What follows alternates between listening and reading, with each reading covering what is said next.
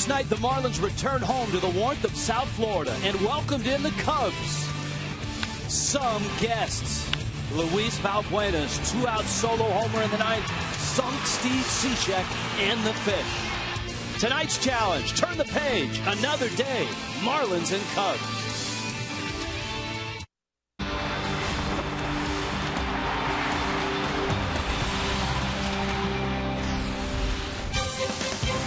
In Miami tonight, it's a gorgeous night, which means the roof is open, and the Cubs are in town. It's game 2 of a 4-game series. 9th inning heroics last night for the Cubs. Miami tries to bounce back with Wade LeBlanc on the mound for the Fish. And it's a gorgeous night and a special night. We're joined by Cliff Floyd, Rich Waltz, along with Tommy Hunt. And we've got two teams, guys, who are very similar. Young teams. Let's start with the Cubs. Dale Swaim trying to get this young team to perform. Yeah, he definitely is. And the one thing that's hard about it is you want them to progress every time they're on the field and not regress. And it's the hardest thing for a manager to do. I think Dale made a statement by telling them, listen, everybody is held accountable here. If you don't do what you're supposed to do, we'll send you down to Iowa and get you right. And I don't think anybody wants to go down. I think they accepted it well. And they're trying to play better baseball. I think it's about playing the game the right way as opposed to going out there and just going through the motions. And Tommy, Mike Redmond's in a very similar situation. Yeah, Mike very easily could have had that same conversation with the way the Marlins have been playing. A lot of little things haven't been gotten done. They don't have the home run power that the Cubs do, so the Marlins have to rely on some of the little stuff. For the Marlins, of concern for Wade LeBlanc, his first inning. Guys, he can't get out of the first inning right now without giving up some damage. Now, batters right now are hitting .522 against Wade LeBlanc in the first inning. He's looking for his first win of the year. Let's see if he changes something. He may change the routine in the bullpen to try to get himself ready and keep the ball down a little bit better in that first inning. Confidence. That's what it's all about to me, is confidence. I talked to him before the game. He was like, I'm a grinder. He looks like a grinder. I played with him in San Diego in '09, and I like what he featured. But he had the mindset to be a really good pitcher. I think that's the key to success in the big leagues. It's a gorgeous night. We've got the wind coming in here, up here top. The roof is wide open. Marlins and Cubs ready to go here in Miami. And a fun night with Cliff Floyd aboard. Steve Cishek last night gave up that 9th inning home run. What's up with the right-hander? Jeff Conine and Craig Minervini will discuss when we return.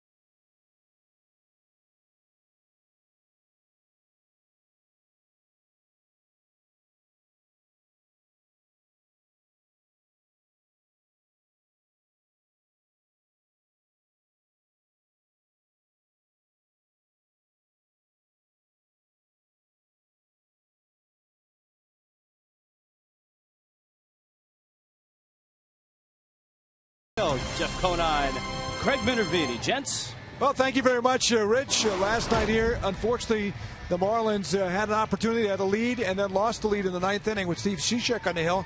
Steve's been off to a tough start so far here in that role as closer, 1-3 so far. What have you noticed from him? Well, I've noticed mostly the effectiveness against right-handed hitters, but the ineffectiveness against left-handed hitters. You see the lefties average there 3 for 18, and a lot of that is just because of mislocation. We're going to see some pitches here that, especially against right-handed hitters, that up and in fastball is very difficult to pick up. Paints away right there. Now on a right-handed hitter, it's very much more difficult to pick up his release points as he comes so far out. Lefties, he's going to have to be more precise because they can see his release point a lot better because they're looking. You see they're looking out across his body. It's very easy to see that ball coming in. And when you look at this home run right here, look at how badly he misses his spot. He's looking for down and away. It comes over the middle of the plate, and the guy's ready for it. And it's just not moving as much as he'd like it to right now. Lefties 7 for 22, right? He's only 3 for 18, and he's walked no righties and 3 lefties. How does he correct it? Well, you just got to start finding a location. You know, I think that release point he's struggling finding right now when he gets that down, especially with the slider. We don't see any sliders there either, so I don't think he's been throwing his breaking ball enough. And the Marlins need him, especially in these spots where if they have the lead late or in a tie game at home and he's in there, they need him to nail it down and be that Cishek we saw last year when he was so dominant and impressed all those USA people too, as he pitched for the world team, of course, in the recently completed World Baseball Classic. Wade LeBlanc getting ready for his start. We're going to get a chance to talk with the pitcher tonight in the walk-off interview on this Friday night. A breezy night at Marlins Park. Night are all set. Let's go fish here. Game 2 of this 4-game series. Rich, Tommy, and Cliff Floyd to call it. We'll see you for the post-game right back here on Fox Sports Florida. Enjoy the game tonight, right here.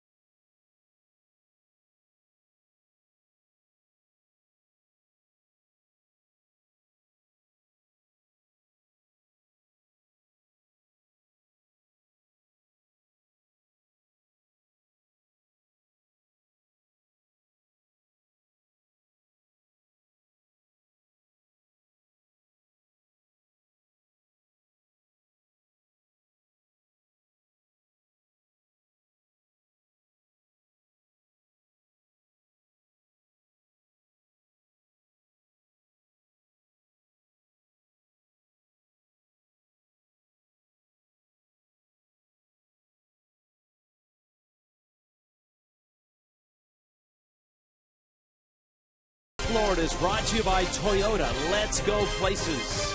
By AT&T Uverse. Check availability at 1-800-PICK AT&T. Rethink possible. And by Just For Men Auto Stop, the foolproof way to get rid of gray. Marlins Park tonight, roof wide open, and Wade LeBlanc, the 28-year-old out of Lake Charles, Louisiana, the University of Alabama product, is on the mound and getting ready to go to face the Cubs. Cubs with a win last night, a 7-14 record. Chicago A 4-3 win, and LeBlanc will try to slow him down. Dave Sapelt, Starlin Castro, and Anthony Rizzo. Pinch-a-penny brings you the first pitch, which is laced into left field. Pierre picks it up, and Dave Sapelt has himself a hit. The rest of the Cubs, you've met Sapelt. You know Starlin Castro. He's at shortstop. Anthony Rizzo, the kid from Parkland. Alfonso Soriano's in left. Wellington Castillo is not from Wellington, but he's catching. Scott Hairston is in right field. Cody Ransom is at third base. Darwin Barney, the Gold Glover, at second. And Scott Feldman, the big right-hander at 6'7", is on the mound. And gents, already, we talked about first-inning woes for Wade LeBlanc. One pitch and a loud base hit. And here's Castro, and he takes a strike. Rich, I think one of the first things we need to focus on, and it's something that Rob Brantley told me, LeBlanc's catcher, he wants to make sure he stays down with his stuff in the first inning. To add to that, Tommy, more down and out of the strike zone as much. You don't want to be middle against these guys. They watch video. And this is a team, a Cubs team, that when they're scoring runs, they're hitting the ball out of the ballpark. Valbuena's home run last night in the ninth, the difference maker. It's not a great team in terms of on-base percentage. Castro has a couple of home runs this year. And of course, Castro kind of the face of this franchise now as they move forward. Just 23, and he hammers one to center field. Back goes Coughlin, reaches up and makes the catch. With a swirling wind, a liner that knifed right through it. Coughlin runs it down. If you can attest to this as well as anybody, that one that's right at you is the toughest one. Toughest ball in baseball right there. And Coughlin stayed on the straight line and timed his jump perfectly. Great catch. And so Castro is a loud out number one. And here is Anthony Rizzo. Rizzo, a big piece of the Cubs' plans moving forward for Theo Epstein and Jed Hoyer. Sapelt back at first, and Rizzo out of Parkland, Stoneman Douglas High School.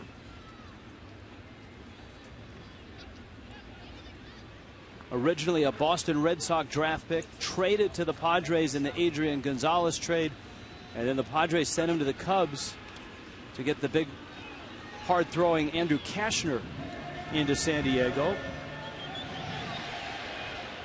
Rich, I think if Rizzo could just do this, he'd be fine. He'd be fine. He doesn't look at that number. He needs to look at the power numbers, the home runs and the RBI. Drives that ball to right center field. It's deep, and it's gone. Well, it's going up right there, Tommy. And that's exactly what he was looking at. 7 home runs. And again, the Cubs are a team that score a lot of runs via the long ball, and they do it here tonight to take a 2-0 lead. Yeah, that's the one thing when you look at Wade LeBlanc. You know, as a hitting instructor, the one thing you tell your team when you come into a series as a guy that gives up runs in the first inning is don't go up there taking pitches. If you're going to be around the plate, you come out hacking. And as we've seen thus far, the Cubs are swinging the bats early. It's amazing. The Cubs have now hit 27 home runs. That's in the upper quarter of the National League. To put that in perspective, the Marlins have hit 6. So 27-6. And how about of the 16 runs that LeBlanc has allowed, 10 of those have come in the first inning. But you saw where that pitch was. It was up. Now Soriano swings through a fastball, and he counts 1-1. If Starlin Castro is the face of the future, Soriano is kind of the face of the past for the Cubs. A swing and a miss. But he still has another year on his contract. He comes to play every day. I know that. From 07, he has a smile when he comes in spring training, has a smile when he leaves in October. And you know what? Last year was one of his best years since that big year in Washington. In fact, a terrific year for him. Around it is Valaika, quick release, safe.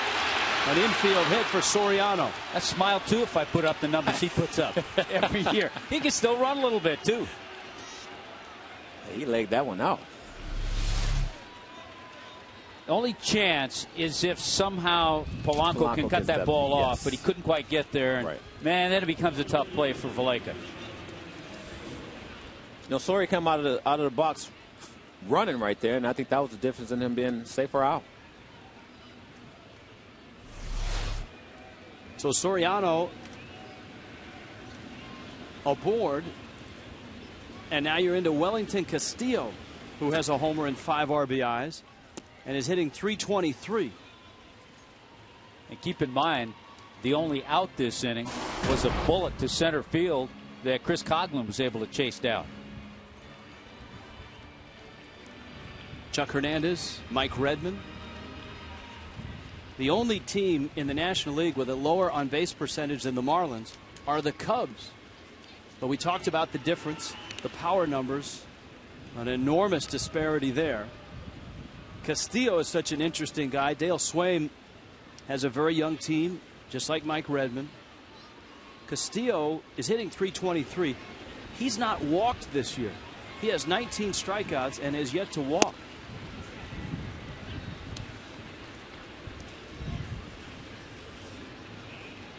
Castillo, 26-year-old Dominican. So what you're saying is that he'll never play in Oakland. You know what? Just changed their philosophy in Oakland. You know, Chili Davis let him swing a little bit last year.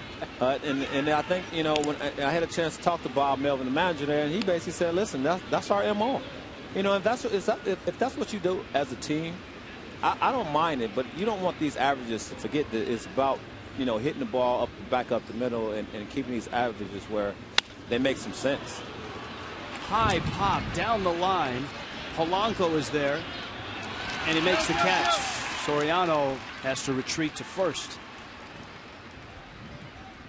Marlins defensively tonight. It's brought to you by the Cleveland Clinic, Florida. And it's going to be a challenge for infielders and outfielders with Pierre Coghlan and Stanton. You see the infield, Valaika, Solano up the middle.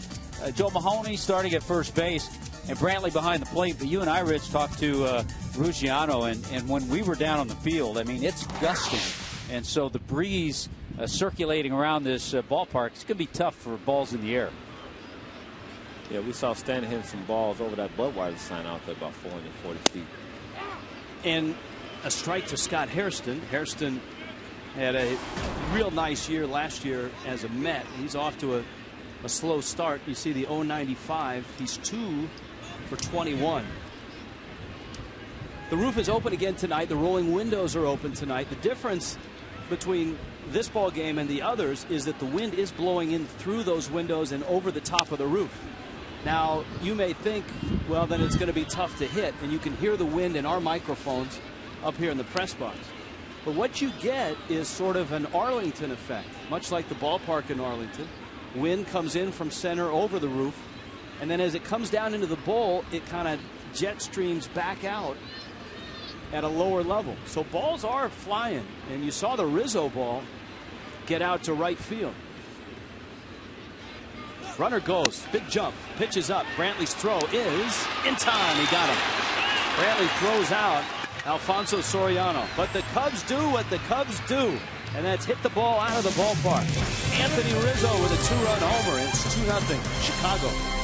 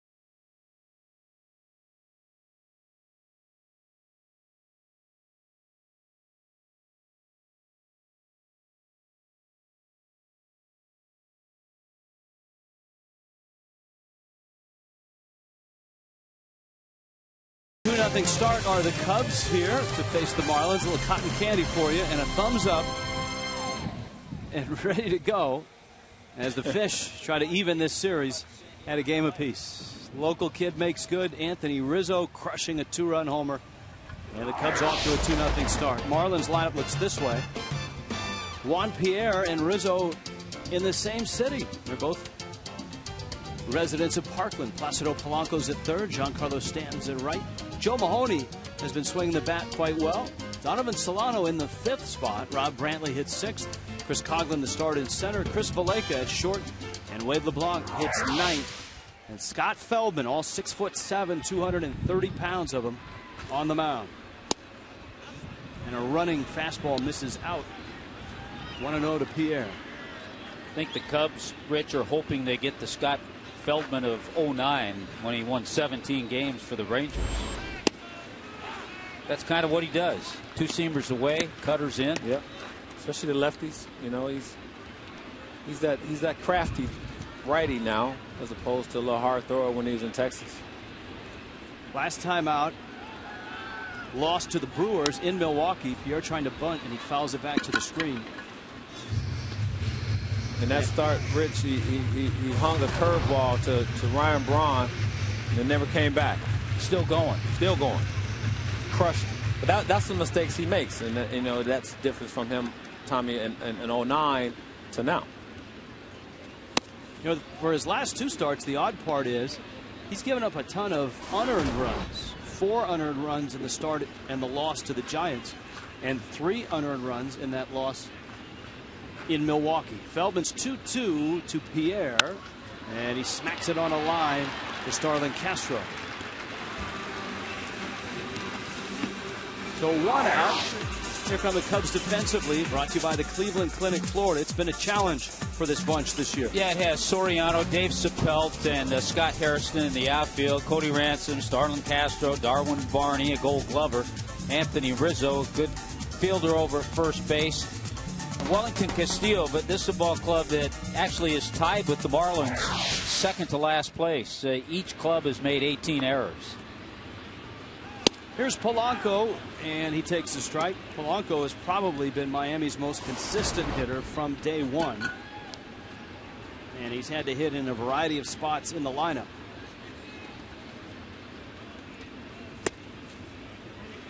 That bottom of the 9th inning for the Marlins guys last night, really a painful one against a struggling Carlos Marmol with runners first and second. Juan Pierre unable to get a sacrifice bunt down. And what made it sting, I think, was a terrific at bat by Polanco to follow, who drove a ball deep to center, which I know you can't go back and reconstruct innings, but it would have been nice to have runners second and third with Polanco at the plate. Yeah, it's always nice to have that situation come up, Rich. But, you know, talking to Red before the game, you know, Juan P knows exactly he needed to get that bunt down, and he didn't. That's the veteran leadership you expect. Yeah, I think, as you put it, Rich, painful and also way too familiar. You wouldn't want any other guy up there. No. For Juan Pierre in that situation. Unfortunately, the ball popped right up. Castillo made a good play at third. And then, unfortunately, again, Polanco hit the fly ball that was deep enough. He's the best bunter in baseball. Yeah. Period. Yes. I'll put him against anybody in baseball, any competition, he'll win it, and I'll feel good about it. But those are the little things, you know, from a young team with a few veterans scattered around that you need to do. You need to do little things every single night, whether that's taking an extra base, whether that's making, you know, plays in outfield, bunts, and things like that. And they sort of start to change, you know, the makeup of the team, and you sort of find your identity. I think that's what the Marlins are trying to do still. But they are playing the game hard, and you can't knock that. And I think that's what Red is mostly happy about and pleased about, is the fact that they continue to play the, you know, game the right way. Feldman came right after Stanton, and his 0-2 pitch misses in. The Cubs pitched to Stanton last night. They went after him last night. He was 1 for 5 and drove in a run. Still looking for his first homer as the days of April dwindle. Yeah, I talked to him a little bit before the game also, and I was basically just telling him that the guys are challenging you, but they challenge you with balls, and you have to make that acknowledgement of, you know, what's a ball, what's a strike. For me, I used to get close on the plate and take away one side. and would hope that that would at least make them know that I'm in this at bat. I'm going to take away that fastball you throwing me inside. You can throw me away, but I'll recognize it. And as big as he is, I dare a pitcher to challenge him. But they can challenge him if he's going to swing the balls off the plate. Well, he's missed with 3 in a row after getting out in front 0-2. And Stanton hammers one to center field. You can see it start to come, Tommy, on the road trip in Cincinnati, in Minnesota. He didn't hit any balls out, but he hit them hard. He hit some balls very hard in Minnesota, and that was a patient at bat. I mean, Feldman came after him right away, 0-2, then tried to expand, which a lot of pitchers have done. He laid off the pitches, right. Finally got that nice pitch. I would have loved to see him get that one in the air. That would have been nice to see. And but it's coming, Tommy. You're right. I mean, it takes time to find yourself, especially when pitchers are going to sometimes challenge you, sometimes not. But that's the learning curve because he still is learning how to deal with the adversity of not getting the pitches that he would like to see, in certain situations. Joe Mahoney now, very quietly, Joe Mahoney has done a nice job. He has sprayed the ball, hit it to the gaps, handled himself quite well at first base. Still looking for his first major league home run. Stanton at first and 2 outs. And Mahoney takes away. It's a ball and a strike. Well, I always enjoy guys taking advantage of opportunities, and Mahoney is taking advantage of a big one. Kochman is hurt. Hey, I'm gonna take this and run with it. And who knows? I mean, he might get more playing time. He might not when Kochman comes back. But you make that decision hard for Redmond to make when Kochman gets back on the field. Casey Kochman probably a couple of weeks away. Of course, Logan Morrison about a month away as Stanton is running and a high fly ball Soriano's way out and left, and he makes the catch. Marlins leave a runner underway in Miami with the Cubs up 2-0.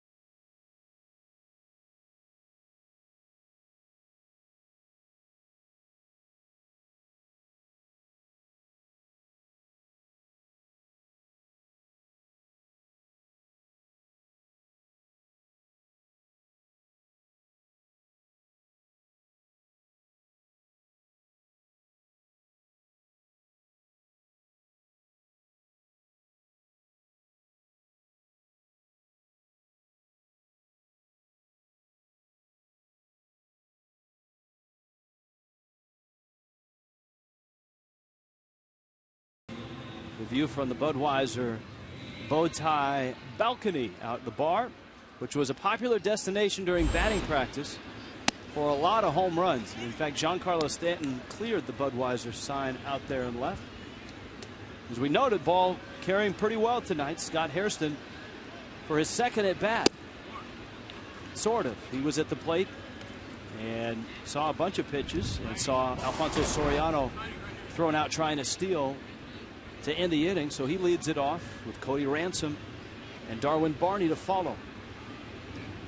Anthony Rizzo, a 2-run homer, the difference in the ball game so far. By the way, Rob Brantley with that caught stealing.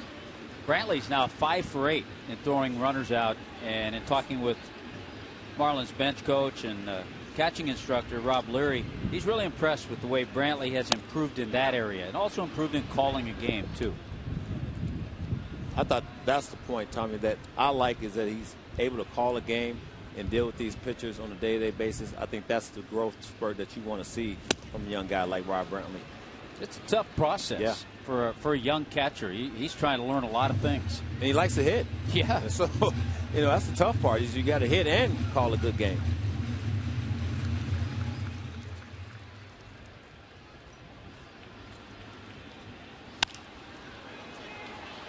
In the air to right, and Stanton is over and there, and he makes the catch.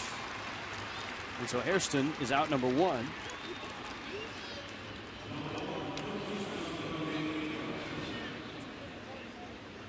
Dive in and see the Marlins and the Cubs tomorrow night. It's a Saturday Spectacular at 7:10. Get the all-you-can-eat seats for just $27. Enjoy unlimited cayenne beef franks, peanuts, popcorn, nachos, Pepsi soft drinks, and Aquafina water. Plus, enjoy a post-game concert with the Sugar Hill Gang. That's tomorrow night. I like that, the Ken Burns effect in the promos. Liner to center. It's deep. Coughlin is back, and he's not going to get this one. And it's going to the deepest part of the ballpark. Racing around second is Cody Ransom. On his way to third, and he is out by a bunch. Polanco holds it. Ransom will get a double, but Miami gets the out at third base. Well, you have to put all of that on Cody Ransom. Yeah. He's been around long enough, a lot of it in the minor leagues, but you have, as a runner, you have this play right in front of you. You see the throw come in by Coughlin. He does a good job. Second relay guy, perfect throw. And execution gets Ransom at third. Yeah, Ransom trying to do too much right there. But, I won't knock him. I like the hustle, but you got to be smarter than that. You see how Polanco sealed the glove with his bare hand? He had enough time to seal the glove so that Ransom wouldn't kick the ball out. That's a terrific look from the truck. That low angle with the slow-mo. It's old vet move, huh? Yeah. There's Darwin Barney.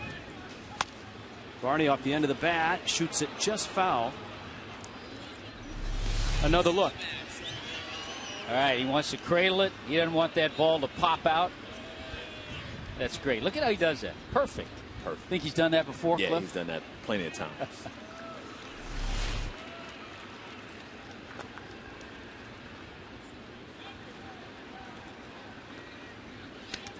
Barney gets hit.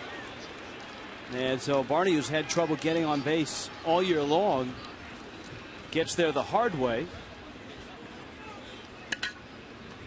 You can see where Rob Brantley wanted that pitch. And this goes back to location. Watch him set the glove up. Boy, I want it up to try to get him to chase something. But LeBlanc misses way inside. That brings up Scott Feldman, a right-handed pitcher who hits left-handed. And he swings and misses, much like a former Marlin, Josh Johnson. And the news on Josh Johnson today, he's going to miss a start with a sore tricep. Yeah, he was supposed to start tonight for the Blue Jays. Josh been struggling a little bit up there in TL. I think you could say that collectively, the Blue Jays Whole team. a little slow out of the gates. Definitely going to miss our ex-teammate down here in Jose Reyes for a few months. That hurts him at the top of that order, being a table setter he is. But, back to LeBlanc and being, facing a struggling guy like Barney, you want to get him out to lay off the next inning with the pitcher. Those are little things I'm talking about that sort of changes, what you're trying to do as a team collectively. And he talks about confidence. Those are the things that helps you, confidence-wise is getting these outs against guys you should get out. Well, he gets Feldman now, but you're right. It'll be Sapelt who will lead it off in the third. Nice play at third to get Cody Ransom.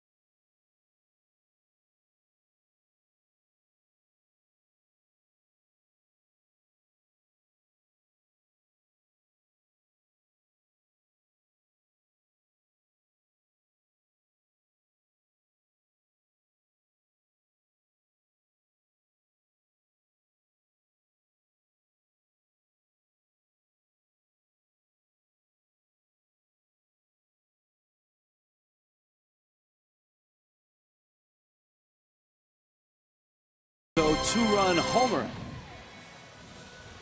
Our Twitter poll brought to you by AT&T Uverse. Is Giancarlo Stanton back on track?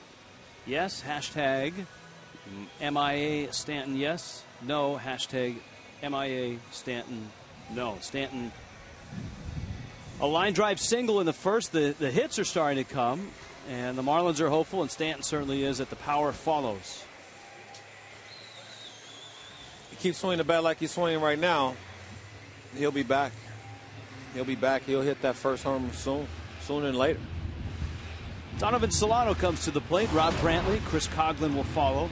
Miami hit a couple balls hard in the first inning. The line drive out from Pierre and a single by Stanton. You can see, Rich, how Mike Redmond's trying to just change things around. I mean, this is the first time Solano's ever hit in the fifth spot in the batting order. But with a couple of other lefties to follow, we kind of wanted to break that up a little. I think there's a lot of guys wearing Marlin uniforms who can say it's the first time I've ever hit in the, like Placido Polanco, first time ever hitting cleanup. Chris Valaika, first time he ever played first base. Yeah, it is tough because you like to know what you're doing when you come to the ballpark. But I think opportunities always, in my mind, are good, you know, for later on down the road in the season. Anthony Rizzo waits on that ground ball, and Solano is out number one.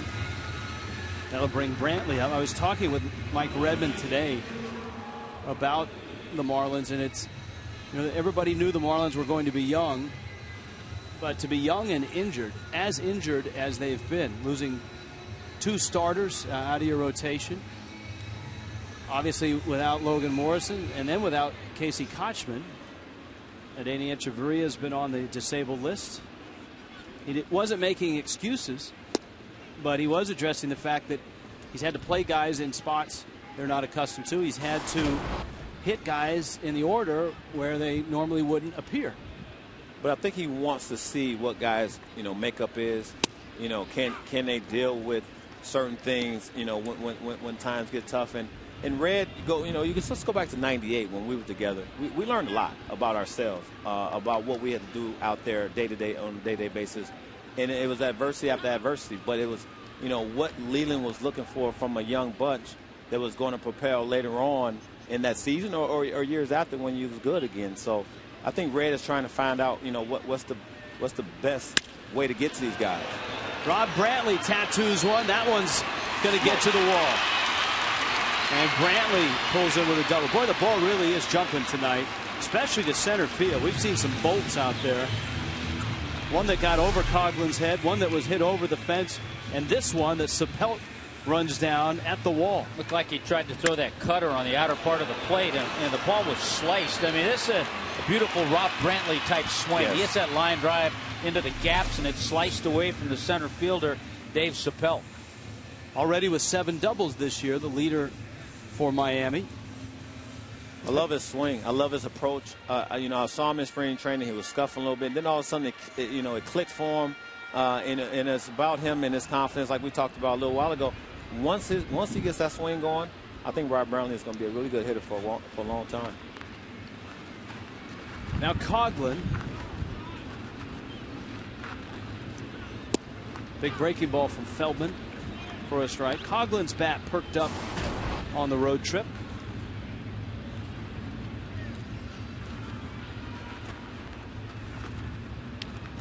And I think whoever you are, no matter what position you play, if you start to swing the bat a little bit, Mike Redmond will get you in there.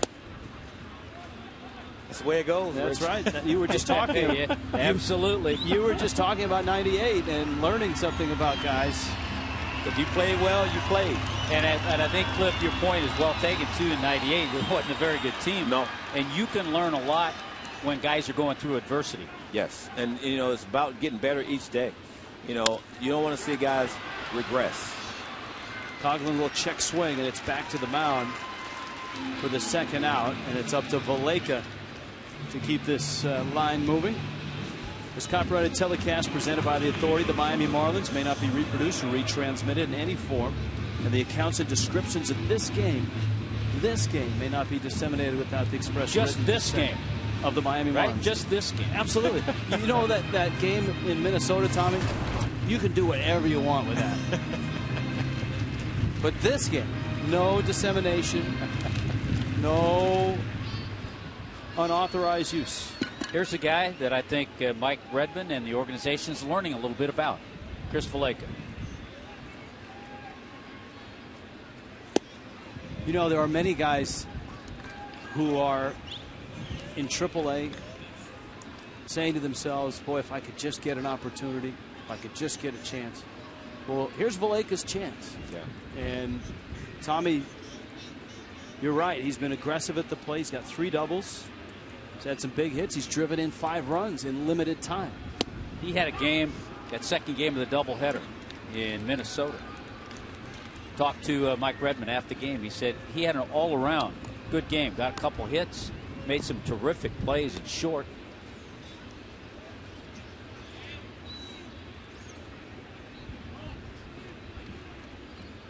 Well, Feldman can be cautious with him. First base is open. LeBlanc's on deck. That one pops up, and a good jump, good hustle by Brantley. He'll take the bag on a wild pitch.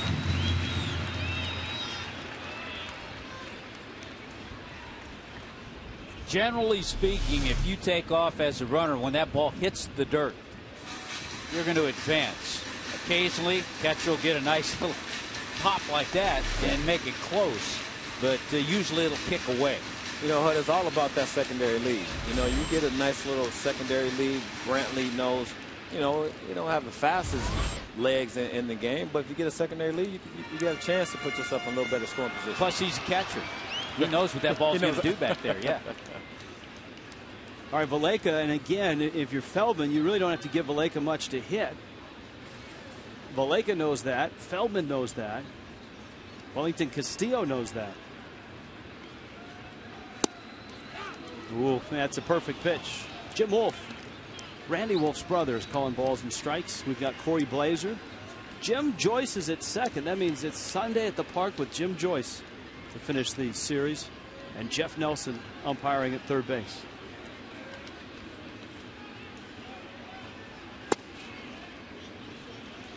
I always thought that was the toughest position to be in as an 8th hitter in a lineup with the pitcher behind you. Of course, you don't have to worry about that in the American League, but in the National League you do. And it's about Feldman going to challenge me right here with a 3-2 count and pitcher on deck. Breaking ball, strike 3 called. And so Feldman snapped off a beauty. Valaika is caught looking, and LeBlanc is left on deck. And it's the Cubs who have a 2-0 lead on that Anthony Rizzo home run.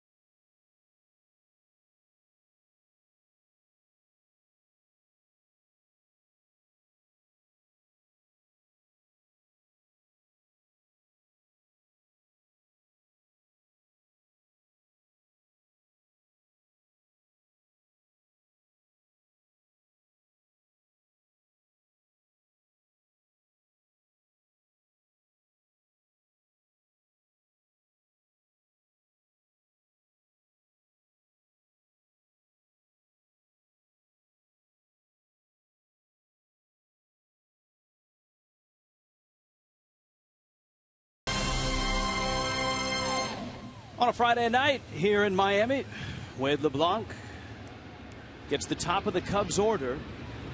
And for LeBlanc, this is start number 5. And again, he's run into trouble in the first inning. A 2-run homer by Anthony Rizzo. And a strike on the outside part to Dave Sapelt. Over Cincinnati Red. And the count is 0-1. LeBlanc has given up 10 first inning runs in the 5 first innings he's pitched in. Batters against Wade LeBlanc in the first inning are hitting over 500. But if he lives right there, he won't have any problems. Outer half is where he belongs. Well, that's what you were ordering up in the first, and that's not where he was. But now he's settled down. He's in the third, and he's been on the periphery of the strike zone. You know, I always wondered about guys in the bullpen. I always had LeBlanc off his glove, and it's going to be a base hit. Sapelt can really run. And an infield hit for the Cubs center fielder. You know, fellas, I always wondered about guys in the first inning and maybe a theory of, you know, to get them out of it. We see the replay off of LeBlanc's glove right there. Not able to come up with it. Maybe getting up in the starting your bullpen before the game starts, sit down for a minute, and then get back and throw again, just so you can get your mindset that, you know, because I know from a mental aspect that it must bother some pitchers in the first inning. If you're having a tough time, we've seen with Steven Strasburg this season. First inning, guys are jumping on them. You know, maybe have a different philosophy in terms of how you prepare before you come in the game. Trust me, you know me, I don't like pitchers. But I'm just thinking of ways to get our guys, you know, a chance to get out that first inning without giving up runs. You and I had an interesting conversation with former major leaguer, he's with the MLB now, Phil Bradley, about a hard thrower that has first inning problems. He might not be able to get loose. He might not be loose yet, but he can get by because he's throwing hard. A soft tosser, a guy who depends on feel, like LeBlanc, he's got to have perfect placement of his pitches. And that's where the trouble has been. He just has left too many pitches up in the first inning. Starlin Castro, who hit a rocket to center that Chris Coughlin just got on his way back towards the wall for an out in the first. There's the off-speed pitch for a strike, and the count is 2-1. If you've just joined us, the Cubs in night 2 of what is a 4-game series have a 2-0 lead. Our next telecast is Sunday. No television tomorrow. Ricky Nolasco gets the call. Here's the 2-1. And that pitch is in. And it's 3-1. Castro last year hit .283. Remember, in 2011, he led the National League in hits and hit .307. He's never been a guy that's walked a whole lot. In fact, he's walked only 3 times this year. Let's see if Sapelt is on the move. Not running, a slow ground ball. Mahoney can't get it. LeBlanc is there, and that's a nifty play by LeBlanc and by Solano. Castro is out. That is a good job on the part of Wade LeBlanc. Not easy to get over there because he falls off a little bit toward third. Just out of the reach of Mahoney, the long flip, it's bang, bang. Very close play at first base, and he may have caught a little bit of that foot when Castro came to step on the bag. And did he beat him? Yep, he got him. He beat him, but he also got clipped. All right, I'm sitting next to a pair of guys that have played first base. If Mahoney gets that ball, does he go to second? Yeah, you have to. His momentum's all taking him that way. And that's why he went after it. If there's no one at first, there's no way Mahoney ventures that far. He goes back, and that's an easy play at first base. But plus, he's a left-handed thrower, too. I want him going for that ball, yes.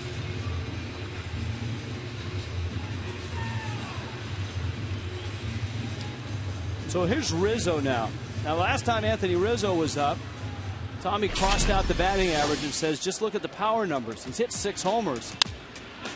And a nice, easy swing. And Rizzo blasted one 420 feet. And LeBlanc throws a changeup. And it misses low and in. You see Rizzo's hands are low, sort of in a non-hitting position to start. I think that's key for him. You know, he's getting beat. You see that average is creeping up a little bit to over the Mendoza line, but you know, he's a guy that is in a position not to hit, to get his hands ready. He's getting beat a little bit, but the power numbers are there. So he's catching up to, you know, these fastballs that they're leaving over the middle of the plate.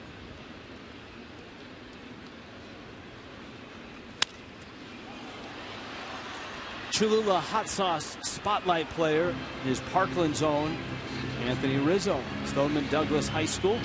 Played for Italy in the World Baseball Classic, and his brother, an offensive lineman at FAU. Now, if he wants to get to the ballpark early, he can ride with Juan Pierre. That's right. And, of course, if you know his story, you know that in 2008 he had overcome Hodgkin's lymphoma and battled his way through that. Did. Rose up the ladder in the Red Sox organization. Cranks one. Deep right field. Wow, that's way up in the porch. Anthony Rizzo with a pair of 2-run homers. Wow. That ball was crushed. Is he putting on a show for friends and family that are here? Wow. Oh, my. 8 home runs on the season. That's one of the longest balls we've seen hit into the home run porch in right field.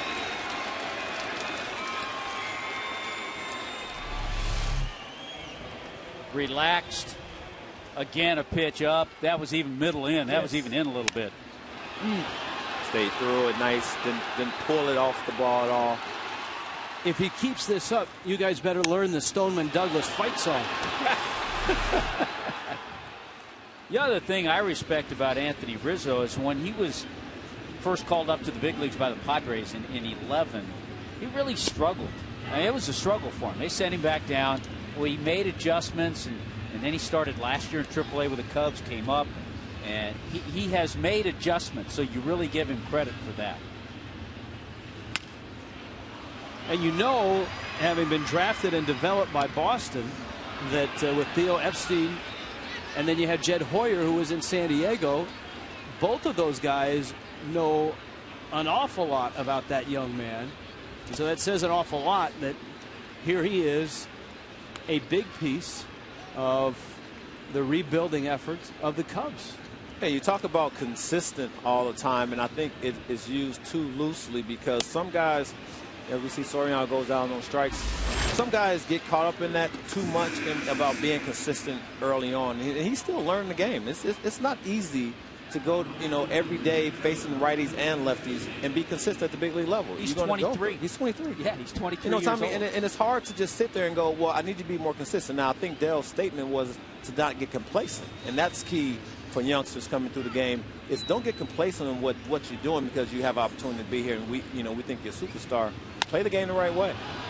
Wellington Castillo in the air left center. Coughlin has a beat on it, and he makes the catch.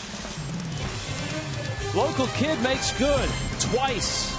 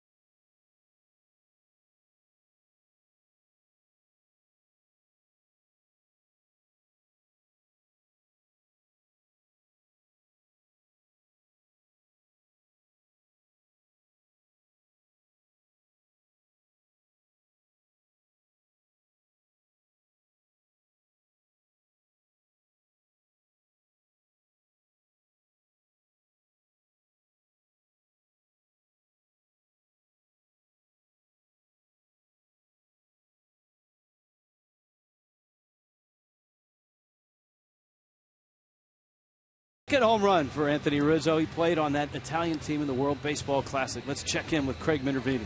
Hey, we're out at the Budweiser Terrace. Rizzo's a family friend? Yeah, his mom works with us up in Boca, and we came out to support him tonight, and he smacked 2 homers. We're good. Yankee fan, a Met fan, but you're rooting for Rizzo. Rizzo, Anthony Rizzo all the way. All right, well, you meet a lot of people here. Here's another guy here who came from Wisconsin near La Crosse. This is Scott. Come here, wait. You got to get your wife in here. Your wife's a Brewers fan, but tonight is wearing a Cubs, very shy. Get in the picture. You're a Brewers fan? Yeah, I'm a Brewers fan my whole life. But I'm wearing Cubs stuff to support the Cubs today since I'm in Florida, and my husband's been a Cubs fan his whole life. Bernie Brewer watching, I'm sure, in the satellite is not going to be very happy. What do you think? You came here, why? Just today. We flew in today from Milwaukee and got here. Came to see the park, he told me earlier. Yeah, what do you think? Very beautiful, very nice. I seen it on TV, and I thought, well, I want to come see it. When I heard the Cubs were going to be in town here, I thought we should come see it. And her mom got tickets, and we came here, so now I get to see the ballpark in person. It's very nice. And you just got to see a Marlins hit, too. Oh, that's a bummer. Hey, they're going on a cruise Tuesday. It's great timing. Just by luck, right? You got married on the Allure of the Seas, the Oasis. Yeah, 3 years ago. Great Royal Caribbean ship, and you're going on the Allure now. Yeah, we're going to Allure again. Second time, and it just... We need the biggest ship in the world. Might as well go on it again and experience it all again. Are you going to do the zip line? I won't. All right, for obvious reasons. Good to see you guys. You'll have fun out there. Good to see you. Brewers, big Brewers fan here, Rich and Tommy. Cliff, that's the Brewers fan right there. All right, thank you, Craig.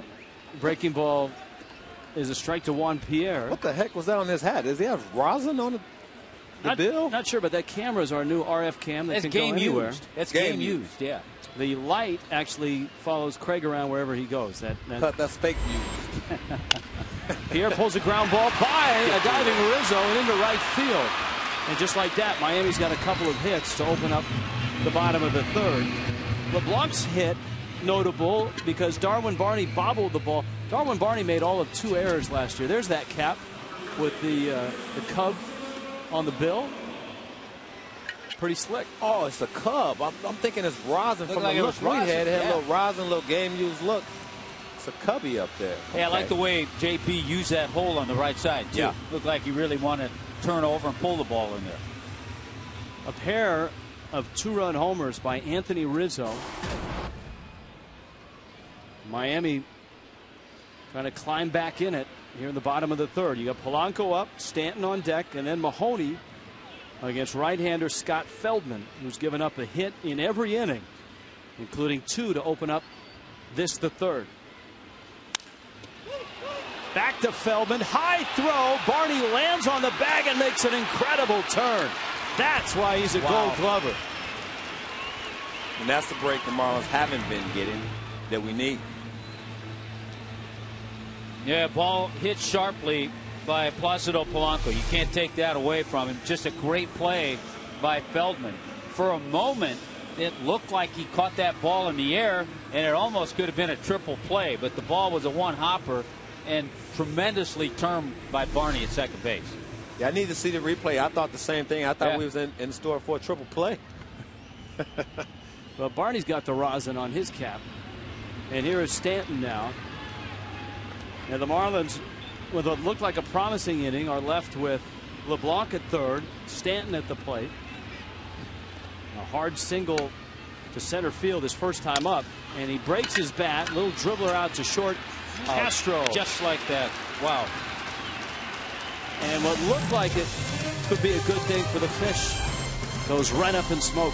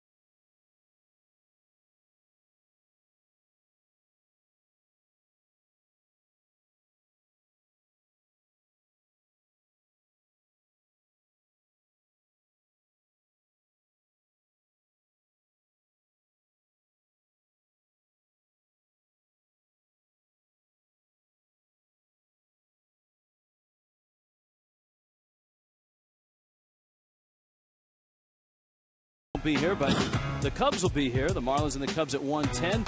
Get the Pepsi 4 for $50 4-pack, including 4 tickets, 4 Cayenne Beef Franks, 4 Pepsi soft drinks for $54. Plus, kids get a Miami Marlins and University of Miami T-shirt and get to run the bases after the game in the Diamond Dash. Marlins.com for tickets. Hello, it's 4-0. Cubs on top. Rich Waltz joined tonight by Cliff Floyd along with Tommy Hutton. It's been the Anthony Rizzo show here. The kid from Parkland has hit 2 long home runs here. Yeah, he's been the difference in the game thus far.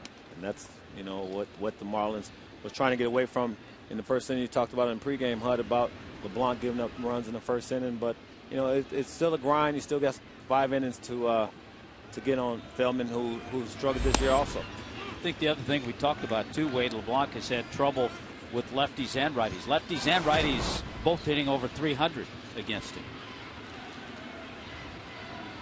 Scott Hairston, Cody Ransom, and Darwin Barney. High fly ball with the swirling winds. Not an easy night for outfielders. Coughlin's been busy, and he makes the catch. There's an out here in the 4th. Yeah, Rich. Wind and twilight don't go hand in hand. I'm trying to catch fly balls.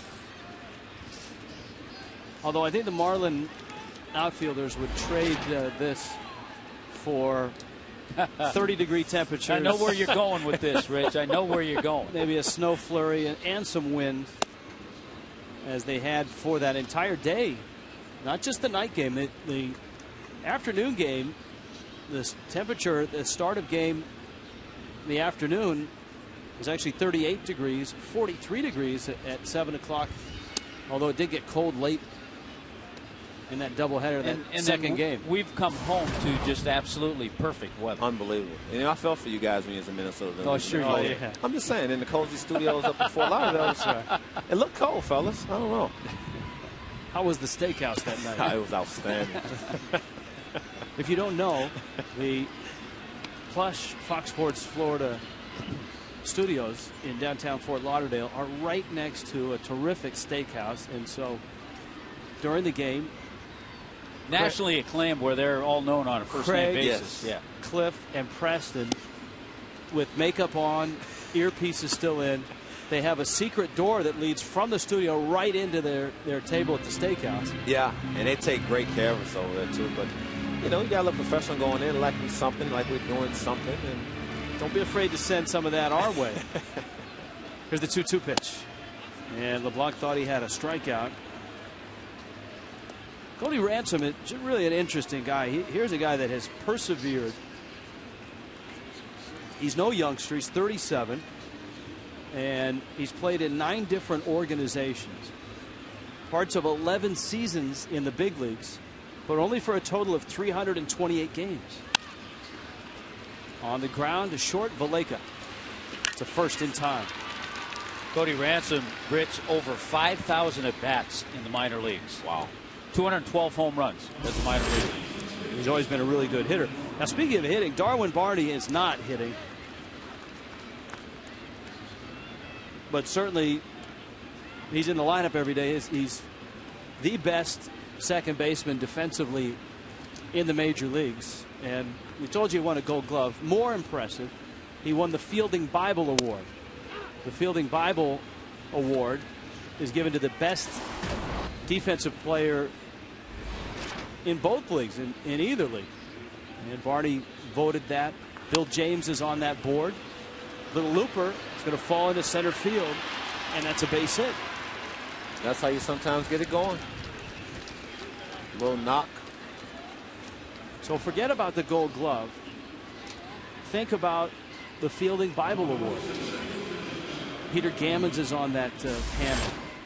John DeHaan, noted baseball historian Rob Nyer, Doug Glanville, Joe Posnanski, the folks at Baseball Info Solutions. You know who the Fielding Bible shortstop was last year? Okay, wait. Let's narrow it down.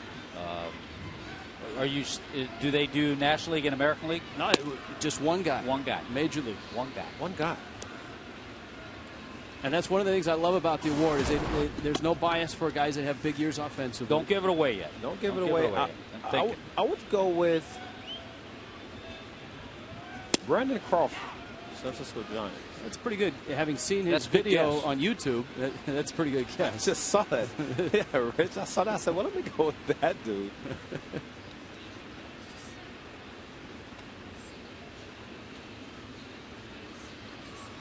American League or National League? Give us a little hint. American League, and he just got benched because he's not hitting. And he never has been able to hit. I was going to say Elvis Andrus, but he can hit a little bit. Brendan Ryan. There you go. Brendan Ryan. Brendan Ryan. Yes. Wow. Yes. He won his first Fielding Bible Award.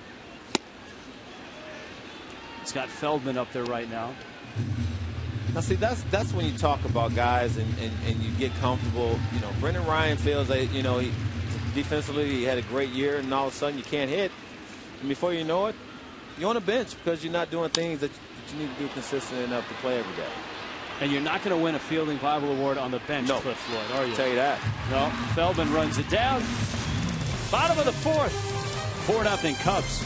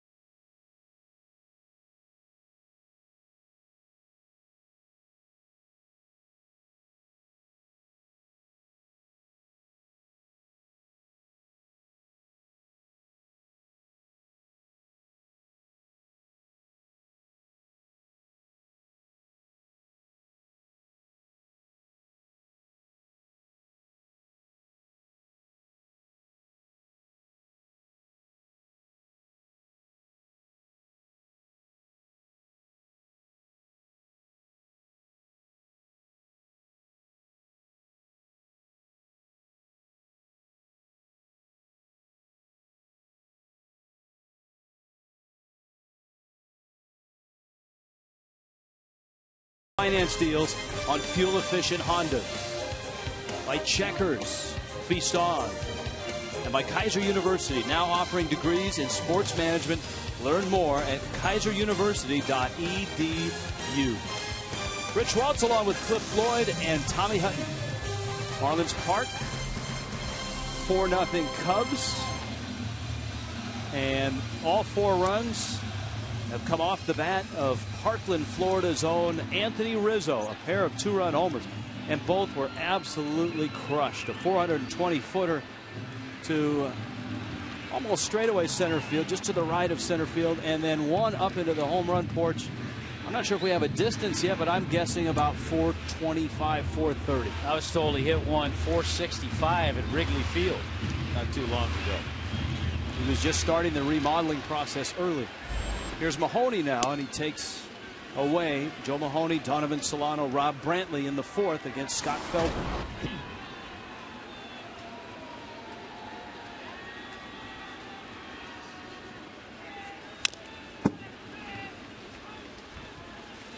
Mahoney fouls it back. So we've seen a couple of left-handers hit some blasts. Was it Juan Francisco? Yes. His was more right center. His was off that Wellmax Medical Center sign.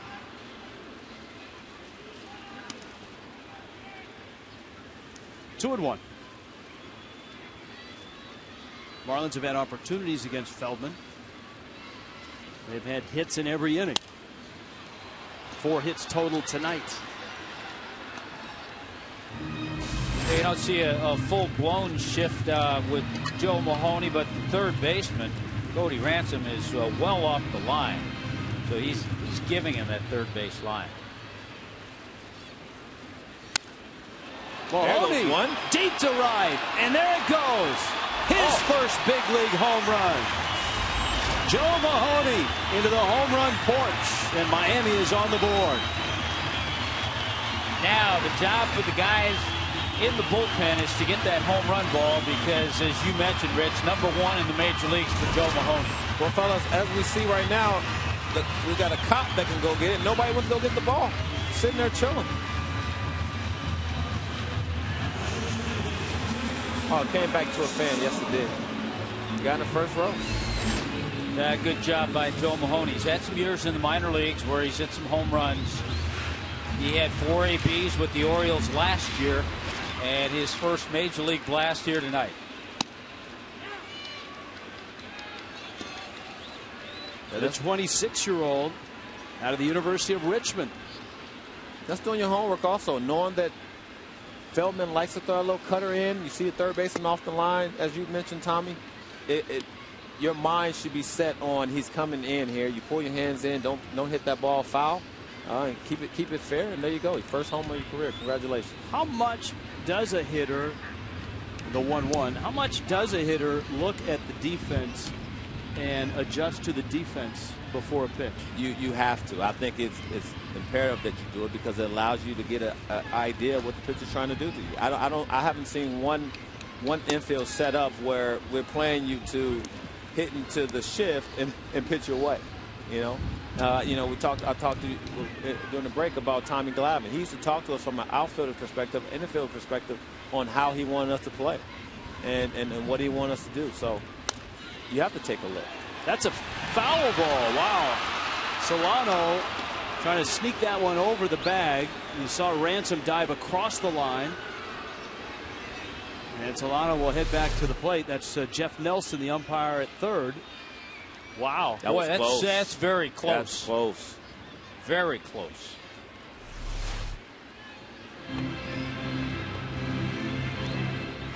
Because once it bounces in fair territory, before it gets to the bag, all it has to do is go over the bag. Right. And it can land in foul territory. That was close. 2-2 pitches outside. That's one call that when Major League Baseball has experimented with fair foul technology in the last year and a half, that's one of the calls that they have tried to perfect. Because obviously, if you're an umpire, you essentially have to decide an imaginary cone, almost like the corner of an end zone in football, and does the ball cross on the inside of that cone, or does it go on the outside? That's I mean, look, you can see where Nelson's standing. That's not an easy call for an umpire. It's not an easy call at all. And it's one of those calls where it looks like you're in between from an umpire standpoint, because you're standing there, you don't anticipate that type of call being made, and I think that's where you have the problems or the arguments from managers, because you sit down and it's like, that split second you have a chance to make that call. Solano shoots one into right field. That's a base hit. Joe Mahoney just hit his first Major League home run, and let's watch and see where it lands. So it's about 6 rows deep. And the fan in the orange. Good play by the fan playing the carom. In the red-orange jersey. Yep, right has the ball. Pizza. And so we got to either get his cell number. And he's telling all his homeboys, yo, I got the ball. And we got to get a clubby up there with some gear to trade up and get that ball. He's easy to find. We'll get Dom or Jeremy or Jacob, get them up in the home run porch, and maybe take a couple of other items to exchange. Here's Brantley now. The larger point here is this, though. The Cubs have 7 hits and 4 runs. Miami has 6 hits, but just 1 run. The Marlins have had opportunities against Feldman. but they haven't bunched the hits.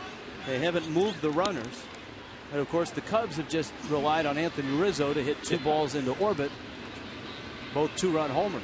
It's been a difference with the Cubbies, but for us, we had the tough play with Polanco hitting the ball right back at Feldman with our power guy and Stanton next. So, you know, it's about breaks. And you know, when you get opportunities to score runs, you know, things have to go right. And, you know, just haven't been going right. Because we've been getting the hits that we need to get guys in good position to score runs, but they have to cross the plate. Mike Redmond would counter, you got to make your own breaks in this game. That's true. They aren't presented to you on a platter in a pregame ceremony. Here's the 1-1. Bradley pulls it. Rizzo got the ball and the bag and the throw and the double play. We talked about that play a few times, and when the first baseman is so close to the bag, and again, it's a little easier for that left-handed throwing first baseman.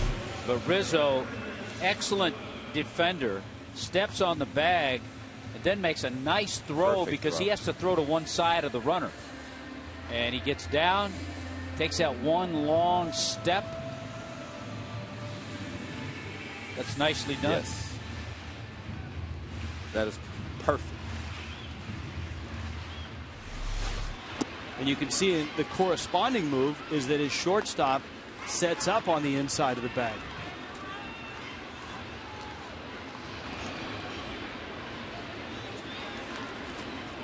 Rizzo's done it all tonight. Coughlin takes that cutter for a strike from Feldman. And the count is 1-1. Feldman was born in Kailua, Hawaii, and raised in Northern California in Burlingame. Went to a terrific junior college, San Mateo Junior College, whose baseball field looks out over the San Francisco Bay. It's kind of in between Palo Alto and San Francisco. 2-1.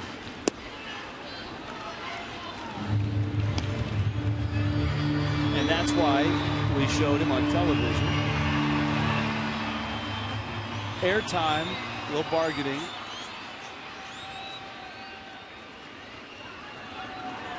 And a follow-up story, I'm sure, for Marlins Live tomorrow. Rizzo taking care of everything tonight.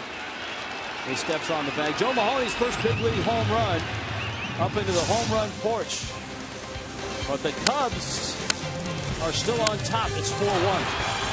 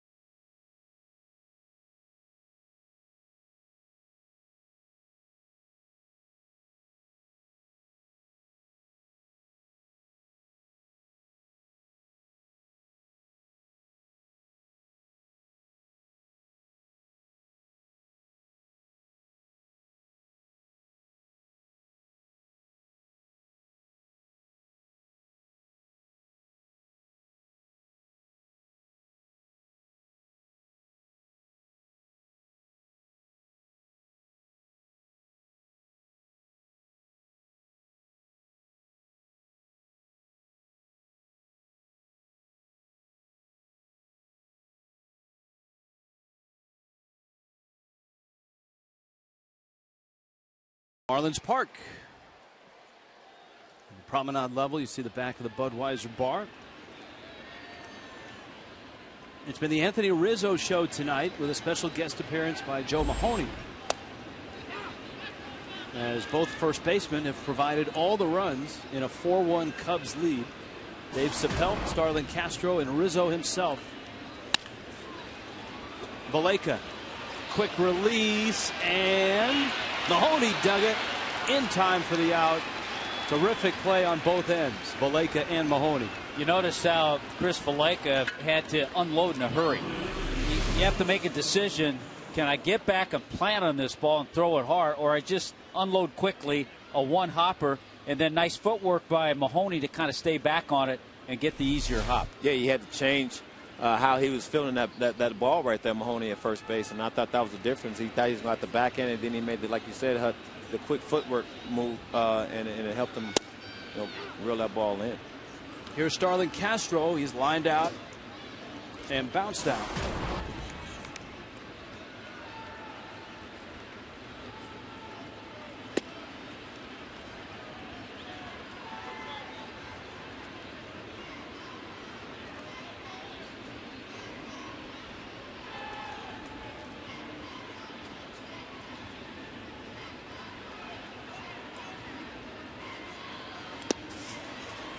He did not check his swing. He went around.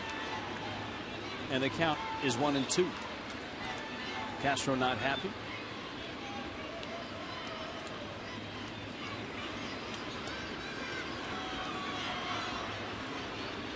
LeBlanc out in front, 1-2.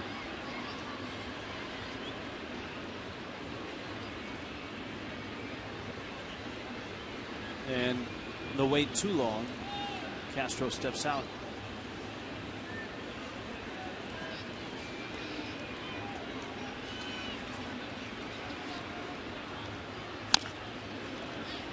Pulled foul.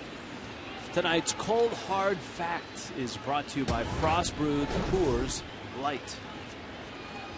He's hit in 15 of his last 16 games and had a 14-gamer snapped. And so far, that's been the longest in baseball this season. He didn't miss many games either. He played all 162 last year.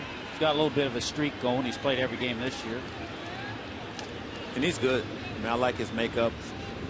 Makes some mental mistakes sometimes, but real good player. Solano takes care. And before Anthony Rizzo comes back in, it's time now for the Just for Men Auto Stop Foolproof Stats. We talked about the Cubs starters and how good they have been. They're third in the major leagues in ERA. And look at the opponent's batting average. The best in Major League Baseball. Cubs bullpen, especially early, not so good. Lately, much better. And here's Rizzo. And this one is going to stay in the yard. Coughlin and Pierre, and it blows over to Pierre, who makes the catch. And LeBlanc has his first 1-2-3 inning of the night. Halfway through in Miami, 4-1 Cubs.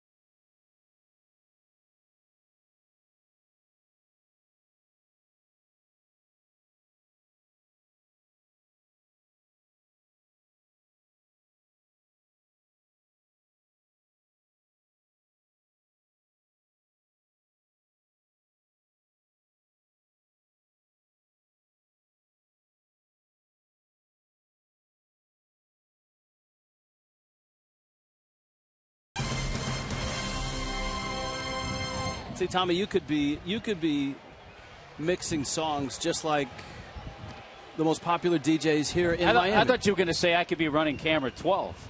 Well, you could be doing that too. I think that would be more fun than mixing the sound. Home runs tonight. 3 long ones. 2 way up in the home run porch and right, and another out in right center field. 2 from the bat of Anthony Rizzo, 1 from Joe Mahoney, the first baseman of the Marlins. Yeah, Rizzo's hit over 800 feet of home runs so far tonight. Yeah, we've just been updated on all the distances. Rizzo hit a 420-footer his first shot, 413 second shot, and Mahoney's 423. There's Valleca. Miami has 6 hits, but they have just the 1 run. They've hit into 2 double plays, 1 in each of the last 2 innings. Valleca was called out on strikes back in the 2nd. LeBlanc is on deck, and Valleca hits a 2-hopper to third. Ransom backing up across the diamond in time. I think if Wade LeBlanc had not settled in, which he has the last couple of innings, we may have seen a pinch hitter here. But because he has, his pitch count's reasonably low, so he's going to go ahead and bat with nobody on base. And you can't just keep every night going into the bullpen night after night. No, because once you get to June and July, you won't have a bullpen. LeBlanc, you saw him peak in that shot just before the pitch, just to see what Ransom was doing at third. It's okay to peek at the infielder, not good to peek at the catcher, though.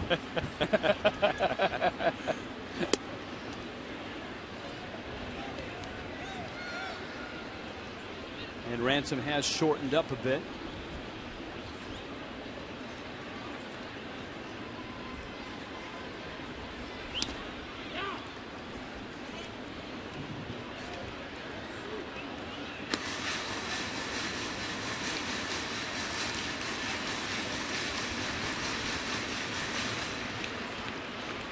Wade LeBlanc, not a bad hitter. He's got 27, 28 career hits.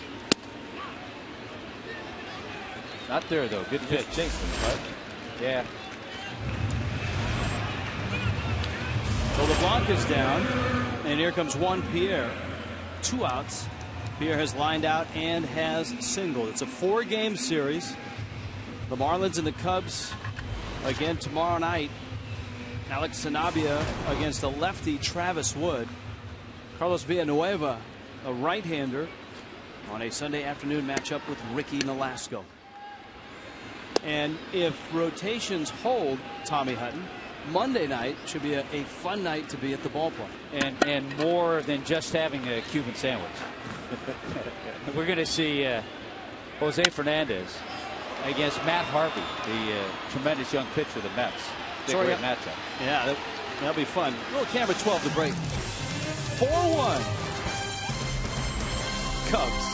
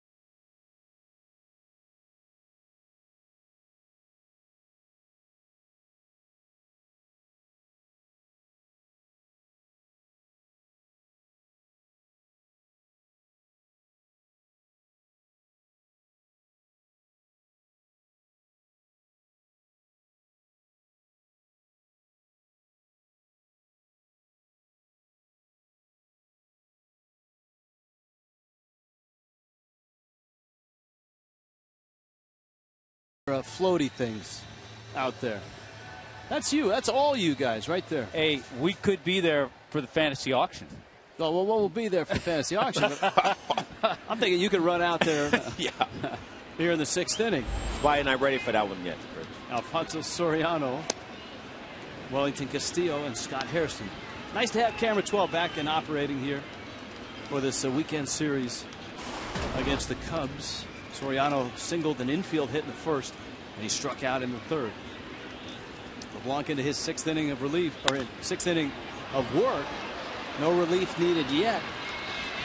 Solano, when you saw the wind bring it back, he makes the catch. Of course, on Monday night, if it's the Fernandez-Harvey matchup, that's a terrific night. It's the 29th. It's a 7:10 start, and the all-you-can-eat seats are just $22. And on South Florida Heroes Monday, all military, veterans, and first responders can receive complimentary tickets at the Marlins Park ticket office. So go to marlins.com. A marquee matchup of young starting pitchers who should be heard from for a long time to come. Matt Harvey, Jose Fernandez. Yeah, a lot of eyes will be on that game. Yeah. Wellington Castillo.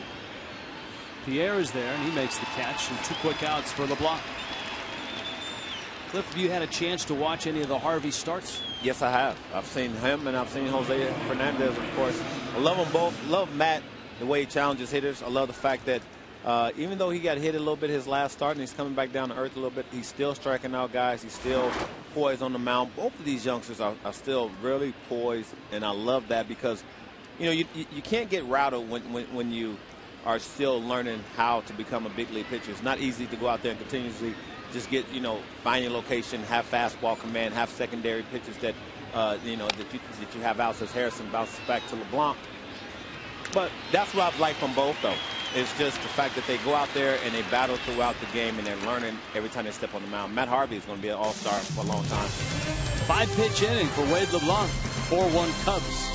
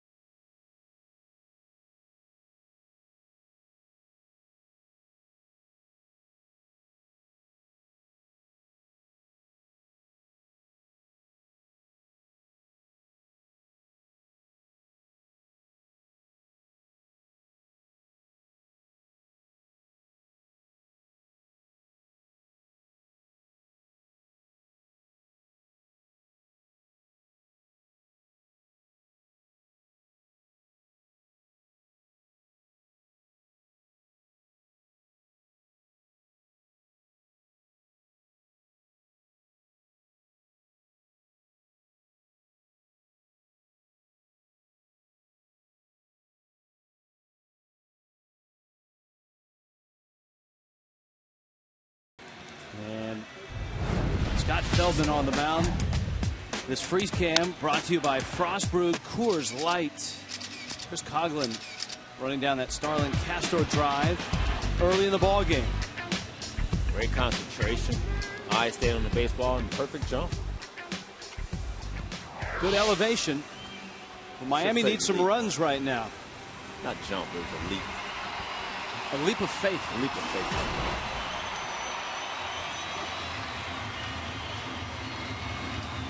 And it's got to be a leap of faith in this ballpark with all the room behind you. Yeah.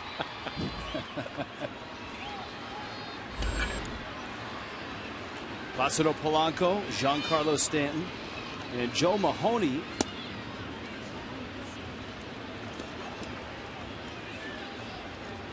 Polanco has popped out, bounced into a double play. 2 double plays have snuffed out promising innings in the 3rd and in the 4th. And give Feldman credit. He's managed the game quite well. Feldman, a guy that had Tommy John surgery early in his career, 2004. And you guys talked about the special year he had in 09, when he won 17 games for Texas. In 2010, he had microfracture surgery to his knee. And that's not a surgery that you hear about for pitchers very often. No. Charging is Castro, and he makes the throw to first. Well, he's trying to, and the Cubs would like to see some of their starters stay healthy. They didn't have a starter go over 175 innings last year. So they're trying to get some guys in that rotation that can give them a few innings. And Dale Swain would like that. Yeah, and I think that's what they were searching for this offseason, to bring in starters that give them that HUD. And, you know, he signed Edwin Jackson to that 4-year, $30+ million contract, and everybody was left scratching their heads wondering, well, if you rebuild, and how does he get that type of contract? But you needed somebody to compete at least and get Dale some guys to go out there with every 5th day, and I think that was key. You know, Theo and Jed Hoyer's, part to get Dale somebody they can count on the top of this rotation, because you don't have guards. Castro whips it across. Stanton is out. Yeah, the last 2 managers Miami has seen, both have been in the same spot. Ron Gardenhire with the Twins and Dale Swain with the Cubs, and that the rotation for both of those teams and even the bullpen really struggled, especially both for the Cubs, bullpen and rotation last year. Rotation specifically for the Twins. Yeah, and you know, with the Twins, they're pretty much stuck behind their catcher and Joe Mauer. They gave them a ton of money, and your hands are sort of tied until you can free up some money with Mauer or Morneau. Barney gets it, and Rizzo saves him. 7-pitch inning. Take that, Wade LeBlanc.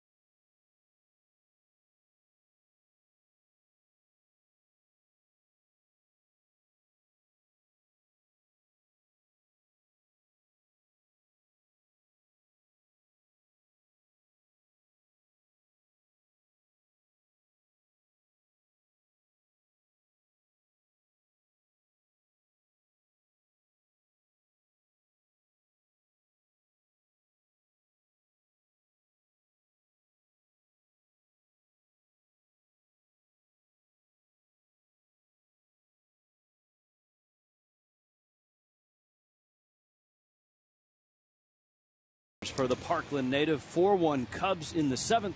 Let's check in with Craig Minervini. All right, here's the man. He did not catch. What happened to you on the Mahoney catch there, Joshua? Well, I just weren't in good position for that one, huh? Nah. But you did get the Rizzo home run. I know you're a Marlins fan, so. Yeah, I didn't really pay attention that it was coming this way, so I was on my phone, and then. Well, get off the phone next time you come to a game, all right? You're a king with the glove, and he's big lefty hitters. Now, this group here of misfits over here, they came out here to try and get the next home run ball. Is that right? Yeah, that's right. Where did you guys start out? Started off over there. You didn't realize you were in foul territory? What? You were in foul territory. They don't count. Yeah. Sorry. Shout out to Jose. And so you came over here, and you don't have a glove or anything? No, but we started from the bottom. Now we're here. All right. Okay, so they're waiting for one, too. So actually, it's a great view here, guys. You got the little overhang. I think, I don't know if Cliff or Preston were out here maybe underneath us last year, but it really is a nice view. You feel like you're right on top of the action. And for some of these fans, a couple of souvenirs. Back to you. It's been a busy spot up there tonight. Craig? Hey, Rich, first time for Wade LeBlanc pitching into the 7th inning this year. Boy, he threw 9 pitches in the 5th inning and 5 pitches in the 6th inning. That's why he's here. Cody Ransom has doubled and bounced out. And the changeup in the dirt counts 1-2. Check around baseball tonight. The Braves coming at 15-6, but that'll change. The Tigers have a 10-0 lead in the 5th up in Detroit. Boy, Atlanta's been in some cold weather. I know the Marlins were in Minnesota for 2 days, but the Braves were hammered for 4 days in Colorado, and now they're in Detroit, where it is warming up over the last week. Washington 1-0 over the Reds in the bottom of the 7th. The guy that, Tommy, you and I both like an awful lot, Jordan Zimmerman, has a one-hit shutout going. Yeah, you get to see him after you've already faced Gio Gonzalez, who went 8 innings and gave up 1 hit last night. That 1 hit, a home run by Votto.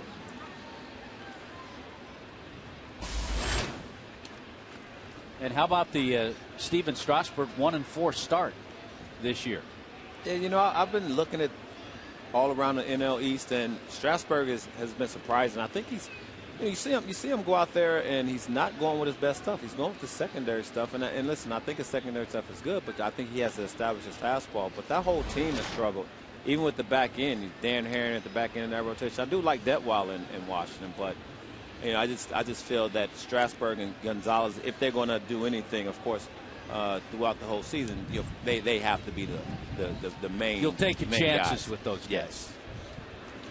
Because they anchor everything, Tommy, and then everybody else falls into place. And the season's only 3.5 weeks. Right. 12%, 15% in, right? Yeah. 3-2. They lost him. He was out in front of him 0-2. But a leadoff walk sends Ransom down to first. Mets are here on Monday, Tuesday, and Wednesday. And on Tuesday night, the 30th at 7:10. Just pick up the Tuesday edition of the Miami Herald. Take advantage of the half-price Tuesday offer. Get up to 8 half-price tickets in Legend Silver, Baseline Reserve, Bullpen Reserve, or Home Run Porch. Visit the Marlins Park ticket office. Bernie Brewer. Did Craig bring in his Mr. Met bobblehead? Into left field, base hit. Darwin Barney's second hit. He's been on base all 3 times tonight. And now the Cubs are set up with runners first and second. And Feldman, the pitcher, coming to the plate. And obviously he'll try to move the runners up. And you don't want to let things get out of hand quickly, because Red knows he has Kohler ready. And it's a 3-run ball game right here. And he just doesn't want to let it get out of hand. I think that's why he's going to make the move. Smart move. It's always an interesting move. We talk about a manager making a move before an intentional walk. Do you let the pitcher on the mound do the intentional walk, or have the guy coming in for the pen the intentional walk? Feldman is probably going to be trying to move the runners up here. So obviously Mike Redmond's decision is to have Tom Kohler come in and face Feldman. And we'll see how that works out. Kohler's on his way in. We step aside.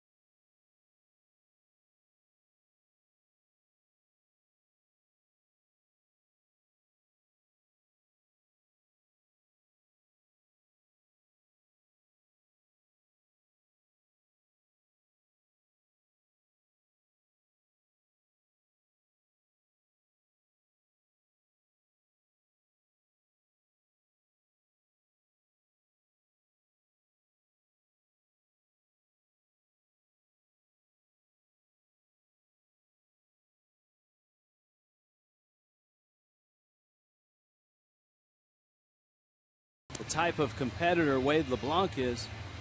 He can show you an easygoing demeanor, but between the lines, he's a competitor. And this is him after he came out of the ballgame.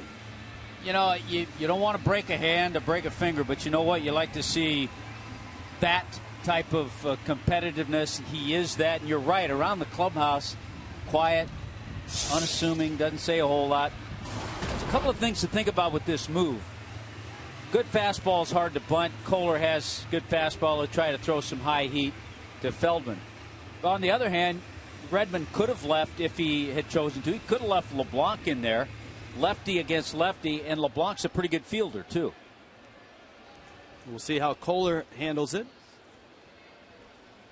Mahoney is cheating in from first. Cubs with runners first and second. Feldman drops down a bunt, and he pushes it foul.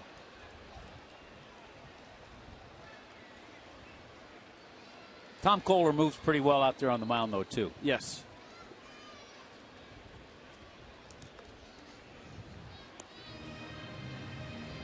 There's one of the good guys in baseball, David Bell, as the third base coach for the Cubs. Good to see him in a big league uniform.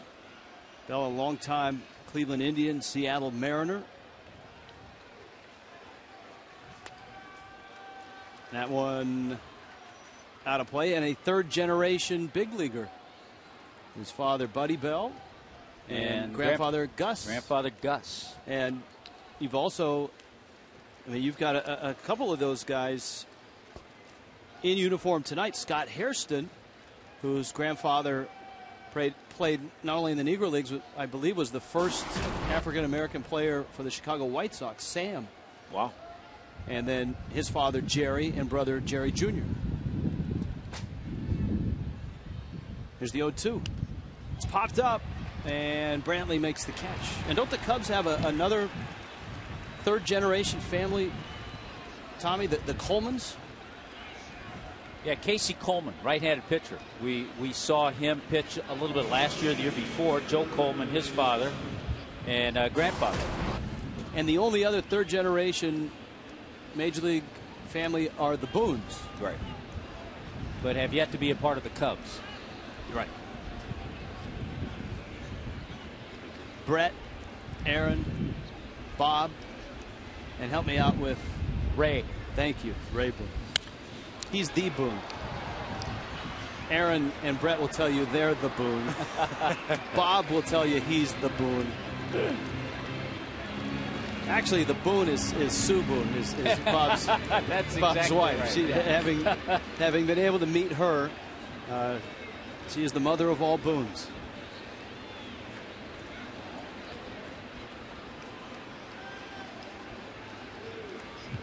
Dave Sapelt at the plate. Runners first and second. Kohler with a breaking ball. And it's 1-1. Well, so far so good. The Cubs failed to move the runners. The failed bunt attempt by Feldman. And this is certainly what Mike Redmond was hoping for, that Kohler would get Feldman without the runners moving up, and then face Sapelt, who chops one towards short. Tough man to double up, and Valleca goes to first in time to get the out. No, I think because he had to kind of lay back on that high chopper, it was only a play that he could get one, and I think he thought the best bet. Look at the lead and the jump from first base by Barney. Give him credit. Great secondary lead and got a great jump, so that's why Valleca didn't have a play at second.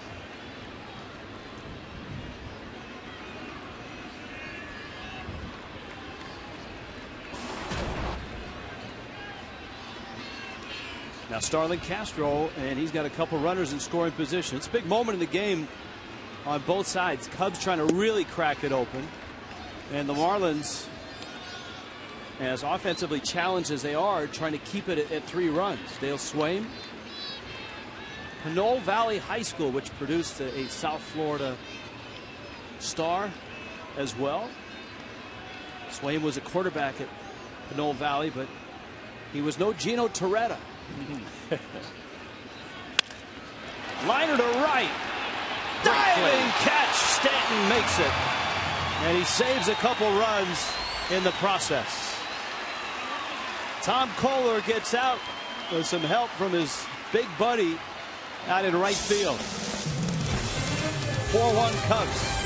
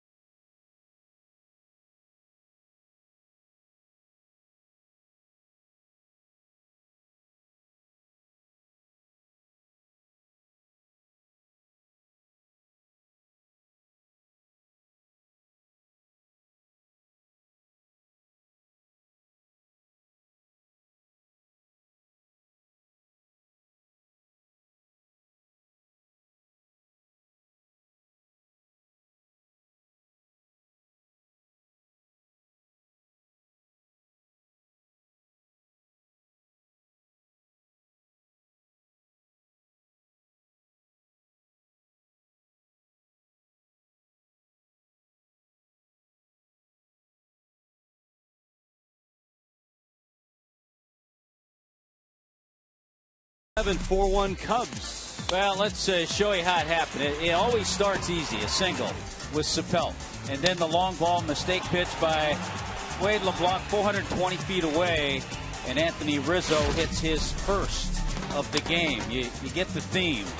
A little infield base hit off the glove and another pitch middle in. This one in the home run porch, and Anthony Rizzo has hit 2. Very similar with their stances. Joe Mahoney and Anthony Rizzo. And how about Joe Mahoney with his first major league home run? A shot into that home run porch.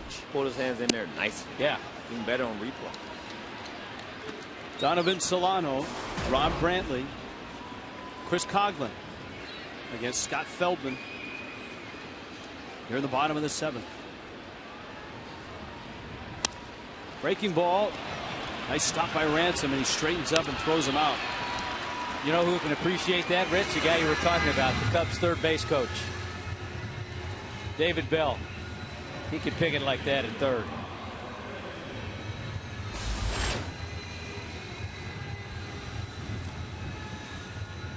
Show me.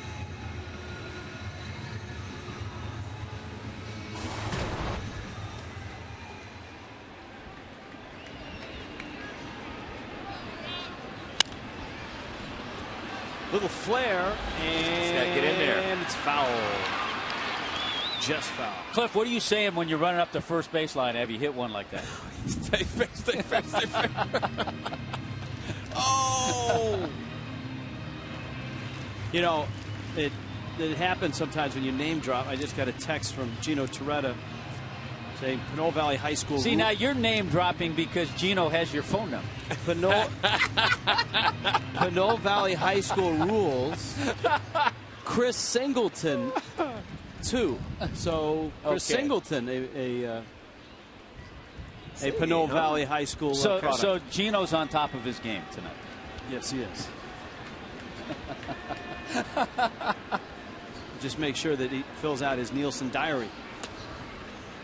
Brantley picks outside the counts 1-1. You got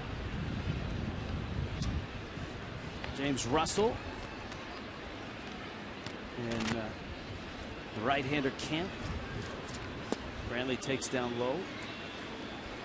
And in the Marlins pen, the tallest man in baseball history, John Roush. God, is he a big human.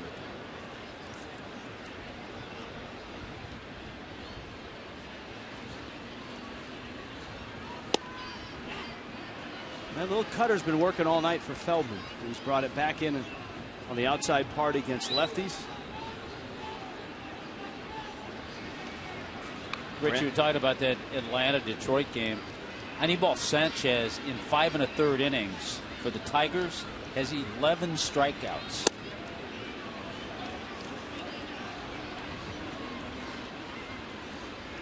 And he's limited the Braves to just 3 hits.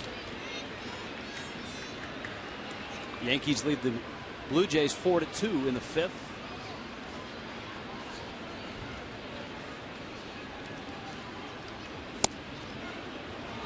Pitch is down low.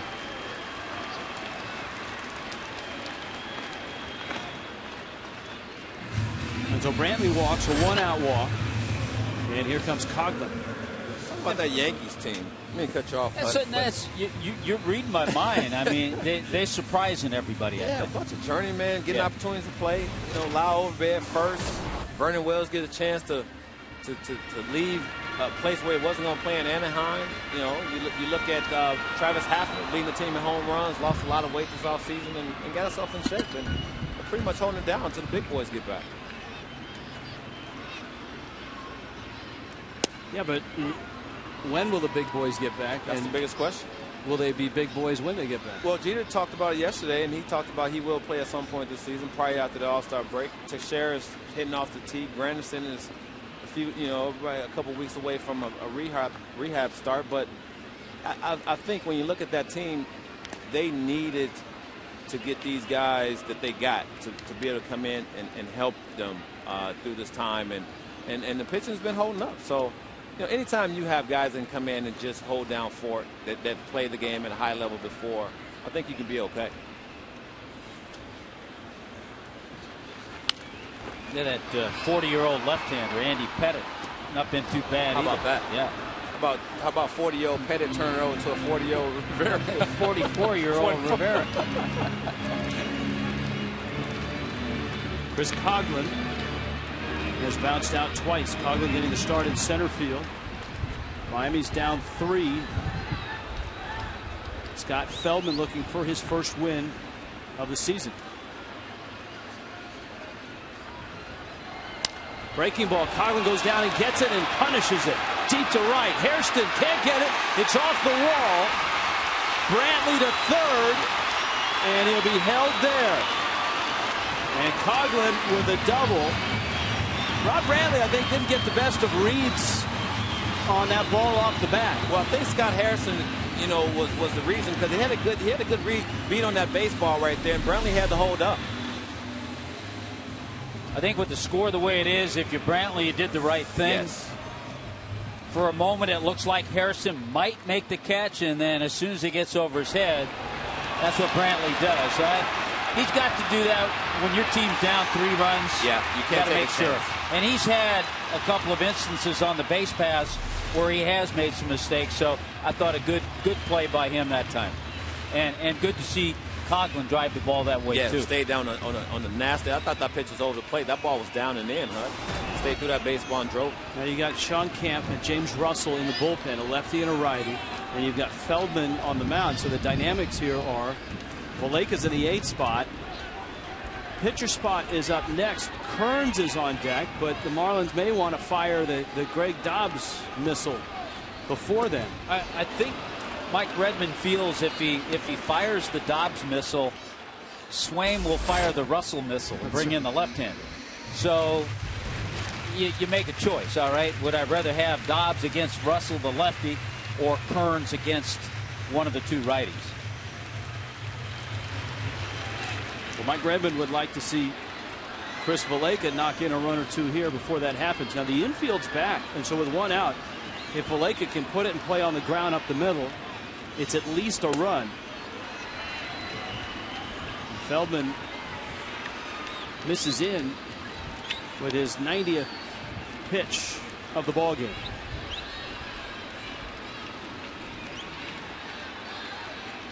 This is a situation where you have to score a run. This is, you know, infield back, running at third base, less than 2 outs.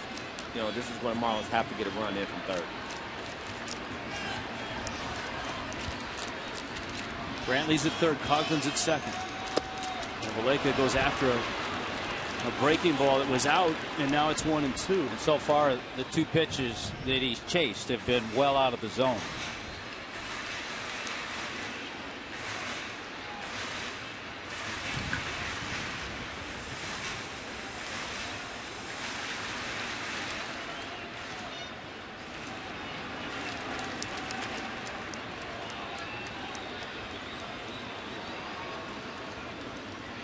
1-2. And he went out there again. 2-2. This is where you have to take the pressure off yourself as a hitter. Feldman's against the wall. You're not against the wall as a hitter. And Valaika, he has to take, on the responsibility of putting this ball in play anywhere to score a run and get the Marlins a little bit close. Remember, in the second, with a runner in scoring position, Feldman froze him on a curve that started in and caught the inside corner. And he throws the same pitch and he drills it to left. It should be deep enough. Brantley will tag on his way home, and Valaika delivers the run. Great job. That one got a little more of the plate, I think, than Feldman wanted. There you go, Hut. Got a ball up. He swung at 2 balls in the dirt before that and got a ball up where he could drive it and get that run in from third. Plus, he's seen a lot of those breaking pitches, so it was a familiar spin to him, and that one had a little too much of the plate for Feldman. It's a good job by Chris Valaika.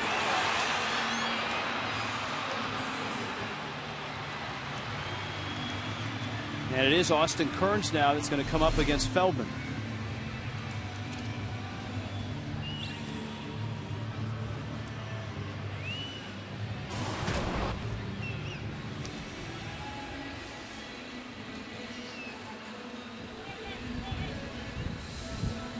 Dale Swaim will stick with Feldman. Kearns, as a pinch hitter, is 2 for 7.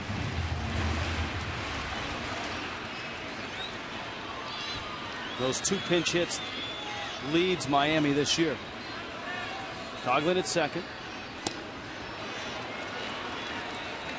Kearns goes after the breaking ball. Well, Kearns with a pinch hit last night got things going to set the stage, get it going in the 9th inning off Marmol.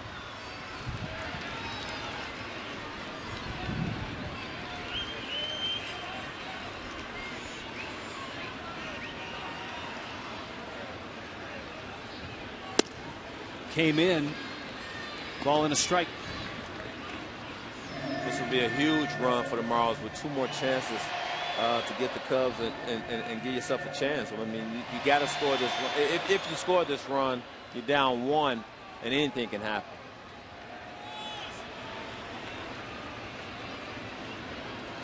Seven hits and 2 runs for the Marlins.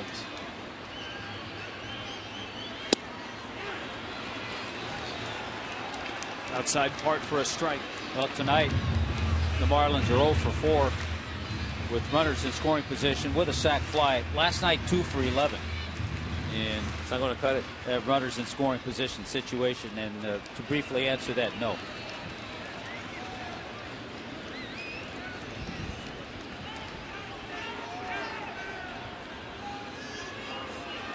See the catcher Castillo moving around. He's trying to distract Kearns, get him thinking, maybe I hear him inside, I'm going to get something inside, then he might go outside.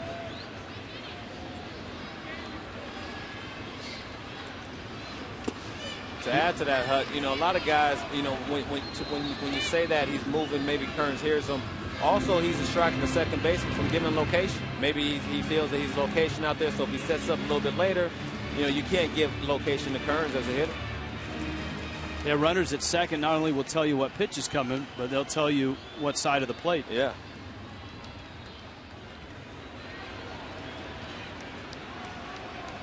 Kearns waits.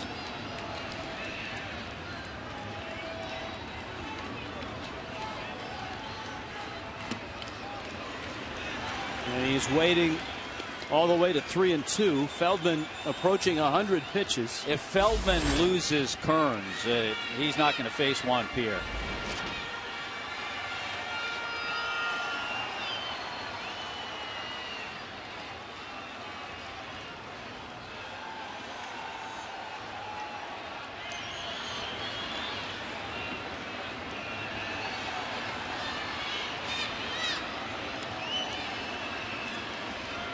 Three-2 now, and Feldman turns. If he loses Kearns, then an interesting decision. Do you bring the righty in? Because if you bring the lefty in, you'll probably see a Ruggiano or an Olivo.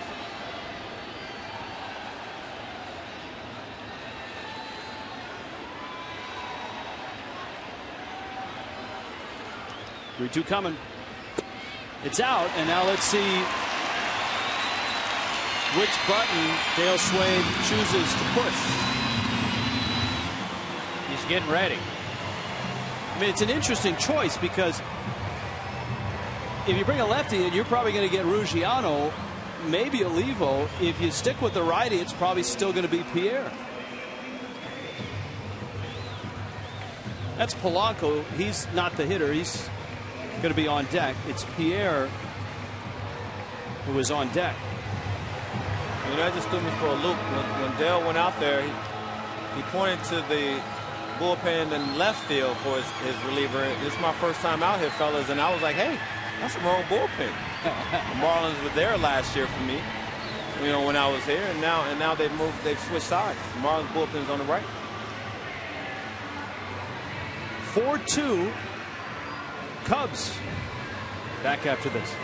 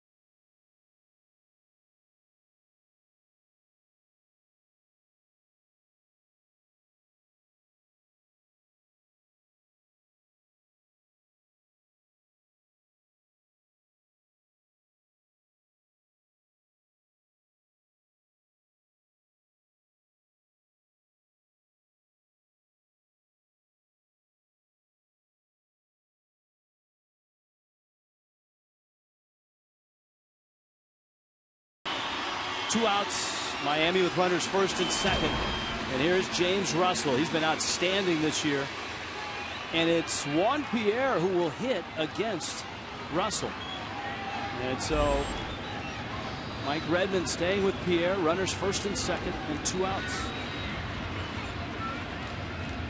And a guy, Rich, who's generally tough on lefties. He's got a little funk to him. Herky jerky, good breaking ball, not overpowering. Those are the ones you hate, Hut. The ones that's not overpowering. Pierre lifts a fly ball to left field, and Soriano is there, and he makes the catch. Miami has to settle for a run, but they leave 2 on and head to the 8th, 4-2.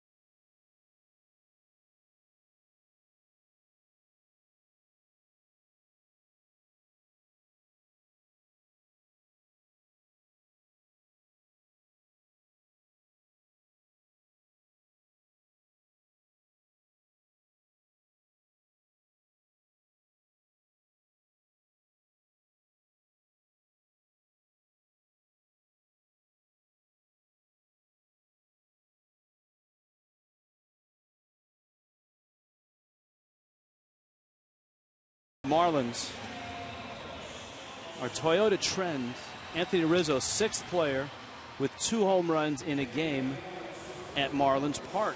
And he has a chance to hit 3 homers in a game.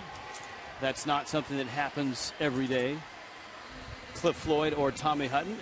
Either of you guys have a 3-homer day? Never. Nope.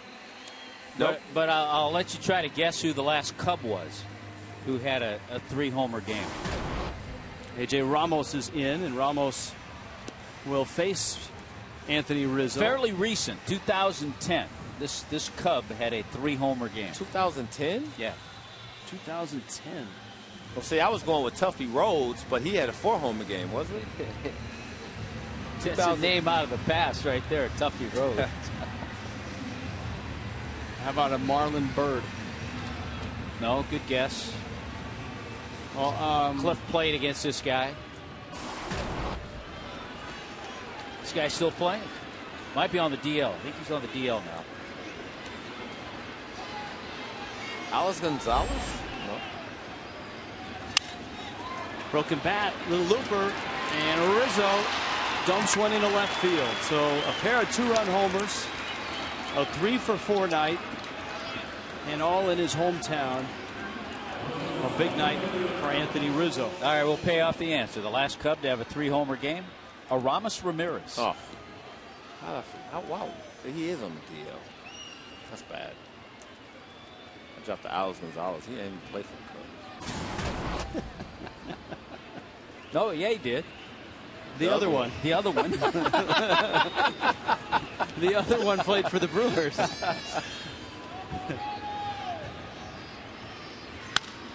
Soriano lifts one in the air to right. Stanton back and now in, and he makes the catch as Ramos has an out. And there's one out here in the 8th inning. Wellington Castillo. And then you've got Scott Hairston. 4-2 Cubs. The Rizzo home runs have stood up. Joe Mahoney hit his first big league homer to right for the first Miami run, and Chris Valleca delivered a sacrifice fly. And that's it tonight. The Fish in a familiar spot with single digits in hits. They have just 7 and 2 runs. Cliff, I'm interested to get your opinion. I know Rich and I are on the same page with A.J. Ramos. We like his aggressiveness. We like the job he does out there. Yeah, I mean, he comes right at hitters, and I think that's important. Coming out of the pen, you want to be aggressive. You want to make sure that you come in and not nibble and get behind in counts and give yourself a chance to make these guys think. If you have a hitter thinking up there with the stuff he has, you can be effective.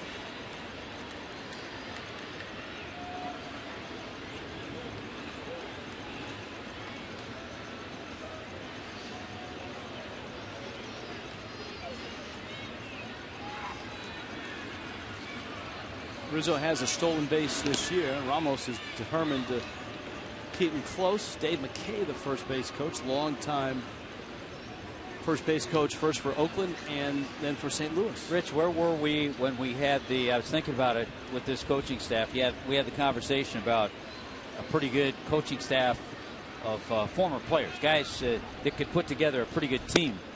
This would be a scrappy team with Bell and Dave McKay and Dale Swain. Yes. This would be a blue-collar type team.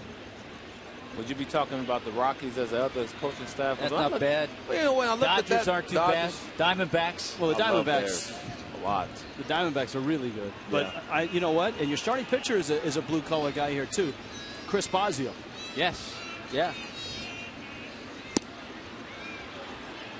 Yeah, when the Dodgers can throw out Mark McGwire and Don Mattingly, right off the get-go. Nice. I mean, it's really something. I think a lot of these younger teams that we see need, coaching staffs as we see, especially a team like the Diamondbacks or the Rockies. You see Dexter Fowler off to a great start, and I guarantee it's a lot to do with Dante Bichette, the hitting instructor there. I've had a chance to be around him, and he loves to hit. That's all he talks about, hitting all day. And that's why I think Tino Martinez has been great for the young hitters on the Marlins too. Yeah, he's been around a long time. You play for the best. You've dealt with the toughest place to play baseball in New York City.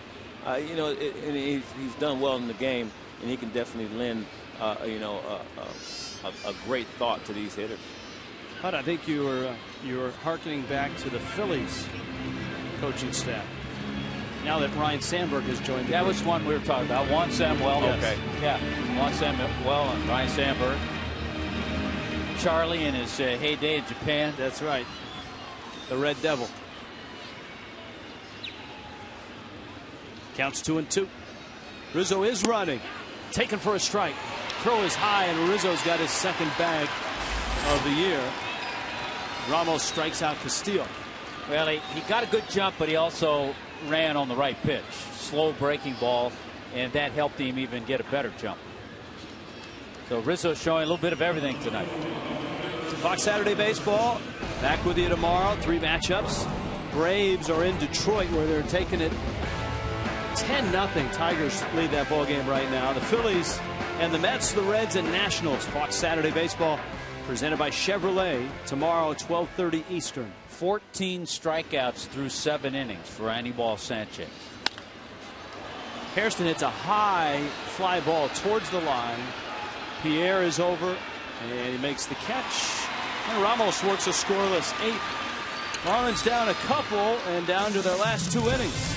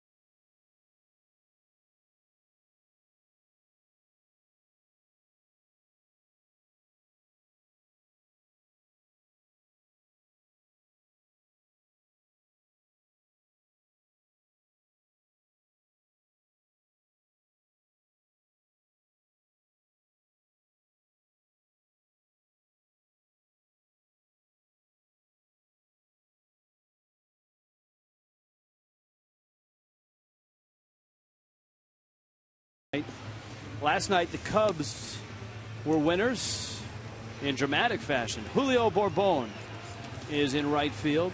It was a Luis Valbuena home run that did in the Marlins. That was in the 9th inning. And here is Sean Camp.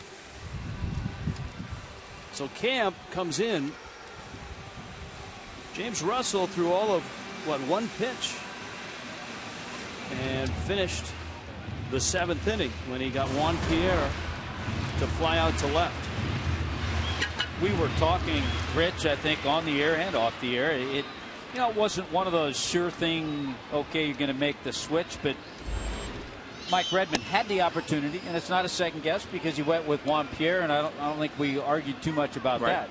But he had the opportunity to send up Ruggiano against Russell in that last inning. So now you got the right-hander Camp, and of course Marmol, the closer, is a right-hander. And the Marlins saw him last night, and in Marmol fashion. But he hasn't been designated the official closer because Dale Swaim said he's a better closer if he doesn't know he's the closer. Polanco shoots that one between Rizzo and the first base line. The Cubs had that extreme shift on, an aggressive shift, and Rizzo was way off the line. A base hit by Polanco. Here comes Stanton, and you got Mahoney on deck. Twitter poll. Giancarlo Stanton back on track. Fans feel that he's starting to swing the bat. I agree. I think our fans are very observant. Yeah. Yes, that's exactly right. It's about minor adjustments. I think he's just making his minor adjustments as he goes, and the swing is coming. Saw a solid hit from him in the first inning. Breaking ball, strike. We'll have the final on our AT&T Uverse Twitter poll. Hashtag MIA Stanton yes. Hashtag MIA Stanton no. Sometimes you can tell the way a guy's seeing a ball, just the way he takes pitches.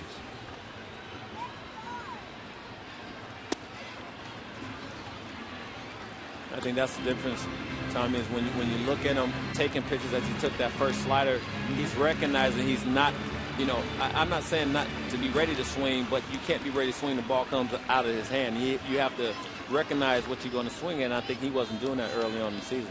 He is doing it now. Camp misses away. The Cubs bullpen early was a mess. But in the last 8 games, their ERA is close to 1, a 1.29 ERA. At one point, the bullpen's ERA was over 6.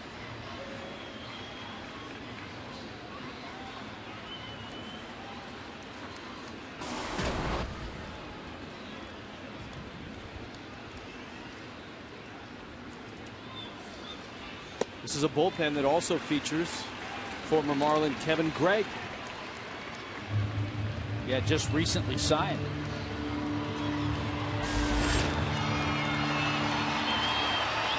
Camp worked the 8th last night and ended up getting the win when Valbuena homered with 2 outs on the first pitch he saw in that top of the 9th inning.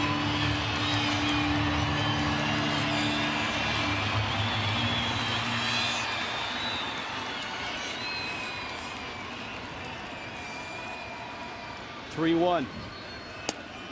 That's a strike and a breaking ball on 3-1.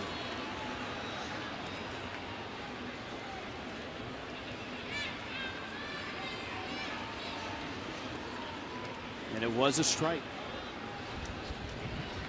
Jim Wolf's been pretty consistent behind the plate tonight. That just shows you the respect they have for Stanton. I mean, you're just not going to throw him a 3-1 fastball with the score as it is 4-2 in a crucial situation. Yeah, you're going to beat me. You're going to beat me with a pitch that, in a Camp situation, might be his best which pitch, really makes you think 3-2. Yeah. Here it is. Got him, and it looked like a backup breaking ball. One that didn't really break. Well, you talk to a lot of pitchers, and they want to throw a backup, slider, because it's a pitch that you can't. I don't think you necessarily try to throw. It does it on its own, and sometimes it ends up being right over the middle of the plate, and you crush it. Because right there, Stanton identifies slider. He's thinking it's going to be a little more away from him, and it just really backed up and kind of hung inside. What looked like a pretty good pitch to hit, right, but fooled him. It never slid. Yeah. Or slud, as was that Dizzy Dean? Dizzy Dean, yeah, he slid into second base. Mahoney, a home run, 423 feet. Into the home run porch in right. A Richmond Spider. Richmond, well known for their college basketball team. They've had a nice run under their coach Chris Mooney.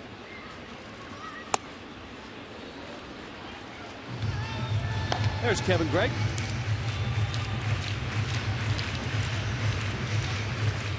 Working on that splitter.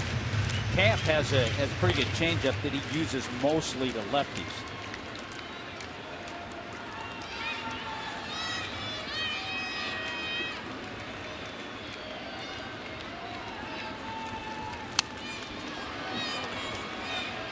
For a big man, Mahoney has a real quick and short, compact swing. Yeah, at times you think his swing is long, but on that home run, it wasn't. It was short and quick, and compact. He pulled his hands in nicely. And, with him, he's also like Rizzo. We talked about a little bit. His hands are down a little bit. He's nice and relaxed, and I like that approach. You don't want to be too tight and hold the bat too like you're trying to you got sawdust in your hands after a while. But you look at him and his makeup. I mean, it's a big kid, and it seems like he has a clue of the strike zone.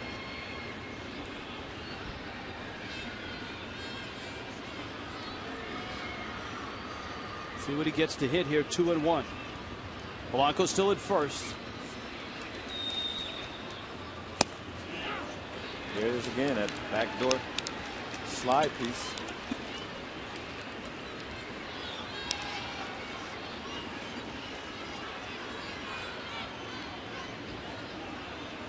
Camp, third to work. Scott Feldman is in line for the win. He went 6 2/3. James Russell got an out to finish the 7th. And a 2-2 coming to Mahoney. And he got under it and lifts it to center. Sapelt. He wants that one back. Yeah, he got a pretty good pitch to hit. He did. And every once in a while you just don't get the extension, but he got a pitch and he knows it. He'd love to get it back again. Here it comes. That backdoor slider got a whole lot of the plate. That's the one Stanton was looking for, and it didn't. It stayed there. And Camp know he got away with one on that one.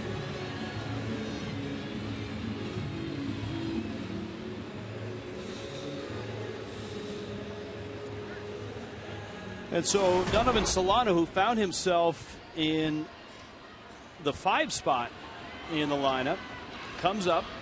Polanco is still at first. Solano 1 for 3. And the veteran Sean Camp is an out away from getting through this 8th. Camp is 37 and has been a lot of places.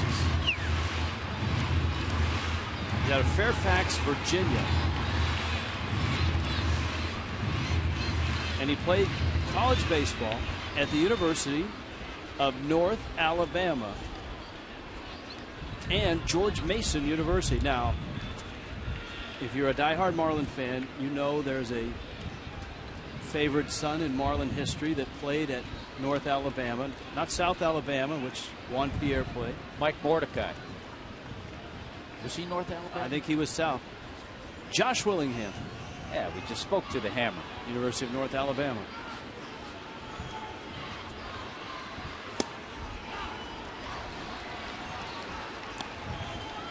One 1.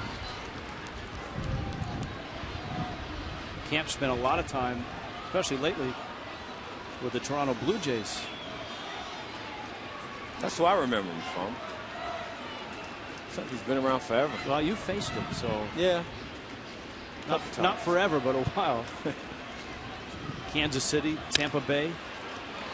Over the middle and into center field, a base hit. Solano chops one through the infield. And it keeps the inning alive, and it brings Rob Brantley to the plate. It's a good indication of how fast and true this infield, the infield grass, the dirt. Boy, the top spin on that. There's some infields in the National League Central that ball doesn't get through. Yes. But on this infield, a lot of others, a good top spin and took it into center field. The consensus among Marlin players is that the outfield grass and infield grass, a huge upgrade from last year. They had a year to replant, use a different mix and variation. Still fast, but as you put it, Tommy, a good word, true. Much more true than last year.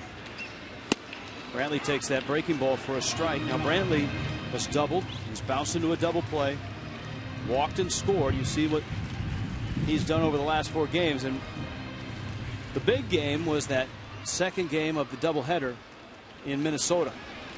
So it sort of turned around for him, and you see him now. He seems more confident up at the plate. He took that first pitch for a strike. He didn't want that, so hopefully he can settle in here and get a good pitch to swing at and hit.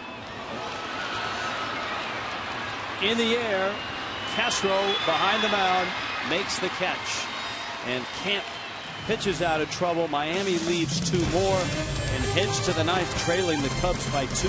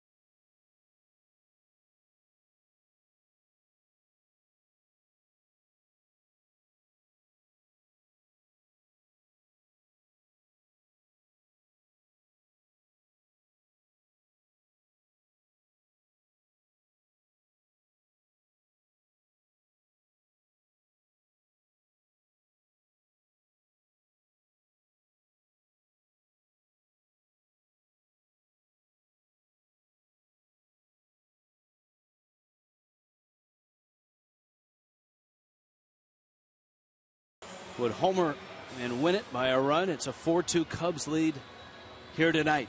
MLB.TV is celebrating 11 years. Join the millions of fans and subscribe today. Watch every out-of-market game live online on your favorite mobile and connected devices in HD quality with MLB.TV Premium. Visit MLB.TV today. MLB.TV, baseball everywhere. Still shot. Marlins Park. You can tell that our producer John Solster was a film minor at the University of Florida. Trying to Ken Burns the show up a little bit.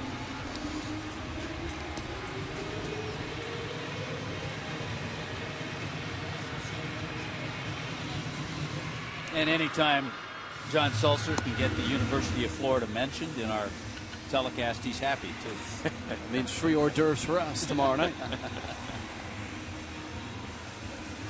AJ Ramos will stay out there, and Ramos into his second inning of relief.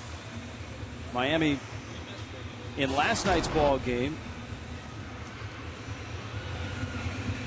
had almost had a couple of good appearances, Chad Qualls and Mike Dunn, but it was Steve Cishek that gave up the home run to Luis Valbuena with 2 outs in the ninth. That was after 6 innings of Kevin Slowey giving up 3 earned. Cody Ransom up.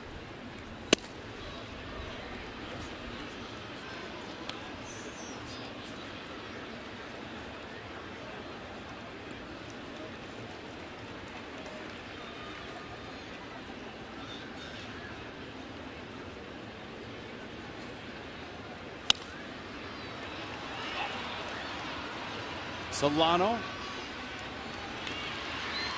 And he makes the catch. And Ramos has retired 4 in a row now. Darwin Barney comes up. I love on the giant scoreboard here at Marlins Park, whenever a Cubs player comes up, you've got a little scene of Chicago. Now, Cliff, you were there for a season. Yeah. Tommy, you've been going to Chicago forever. Do you recognize the scene behind Darwin Barney? We'll get it to you after this pitch. It almost looks like Chicago River, right? The river, and the back of the river, the Yeah. WGN building. WGN would be my guess.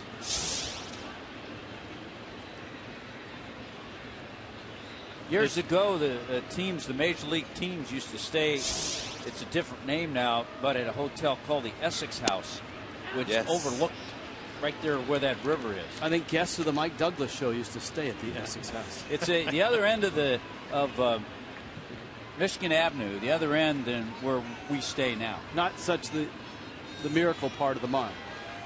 Right. It's more on the south end. Right, more affordable down there. And maybe it was Oprah where they stayed at the Essex House. I think it's Oprah. Is it Oprah? A little expensive there. Well, and you get to eat at the Big Bowl too, which is always a good place. Favorite place to eat when I was there. Big Bowl with the family. Maybe that's where Jerry Springer sends his guests now. Well, I mean, it was good for the family because you would get done at 5 o'clock. That's a little upscale for Jerry Springer. You'd be done by 5. It'd be, sort of like a 9 to 5. Take the family out, walk around downtown Chicago. That is nice. That is a great spot. And the Marlins are headed to Chicago twice to play the White Sox coming up at the end of May, and then later on to play the Cubs. The Marlins and Fox Sports Florida announcing that they have picked up 2 telecasts. Both of the games in Tampa will now be carried on Fox Sports Florida. They would have been only on Sun with our good friends Dwayne Statz and Brian Anderson. Yeah, those are on the 27th and 28th of May. I know that because I'm doing both those games now. Oh, it's all of us together, or are you on the other? Well, I'll probably be on the other end. You'll be in that plush studio. Yeah, I'm going to do the other end with the rest of the Strata, I think. It was former Marlins. So a good chance to work with so them. you'll be doing the Rays telecast? Yeah. I'll switch up on you fellas. Toronto can't get that one. Darwin Barney around first, and a big night for the Oregon State Beaver. Barney is 3 for 3. He's been on base all 4 times, and his bat looks like it's starting to come around. Cliff, remember how you said on his first hit, the little bloop hit, how sometimes that can get you going? Well, all of a sudden it's gotten him going, and he's got a 3-hit night. Sometimes that's all you need. Barney was on both national championship teams at Oregon State. Out of Beaverton, Oregon, the headquarters for a small specialty shoe company. They've done okay.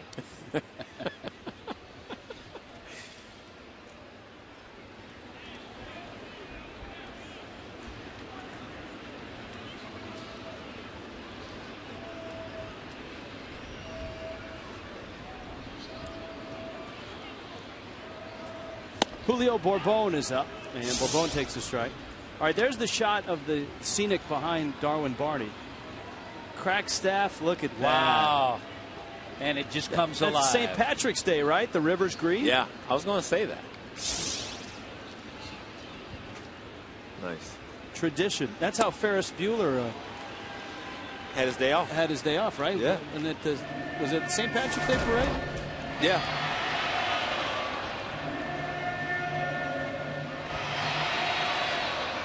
No, it couldn't have been. Because it was during baseball season. Just go with it. No, Rich. it was some other. It was some holiday. Yeah. Because he was in a parade. Harrison Ford and the Fugitive got through the St. Patrick's Day parade. See, now you're throwing listen, I'm lost now. I know. Well, it's 1-2. Bourbon's at the plate. This is an important situation. At 4-2 is one thing to try to come back from 2 runs down, but if the Cubs were to get another one, it makes it real tough in the ninth inning. Bourbon's first at bat. He came in a double switch.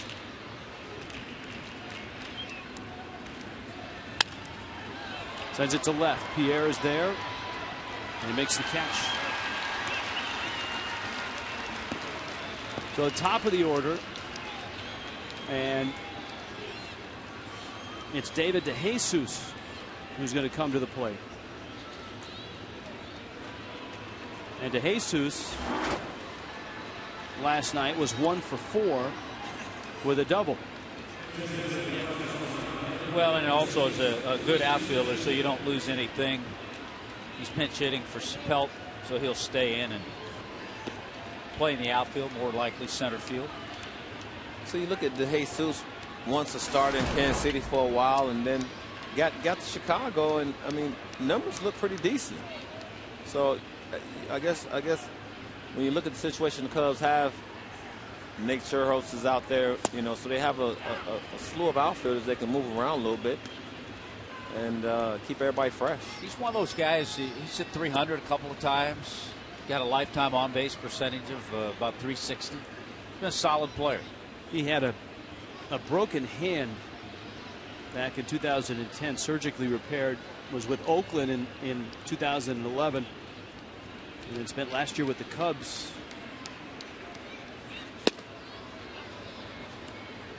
Ramos misses away. I think Ramos surprises a lot of people when they see 94 from him. He's not nice and easy. Not a big guy, and it's easy.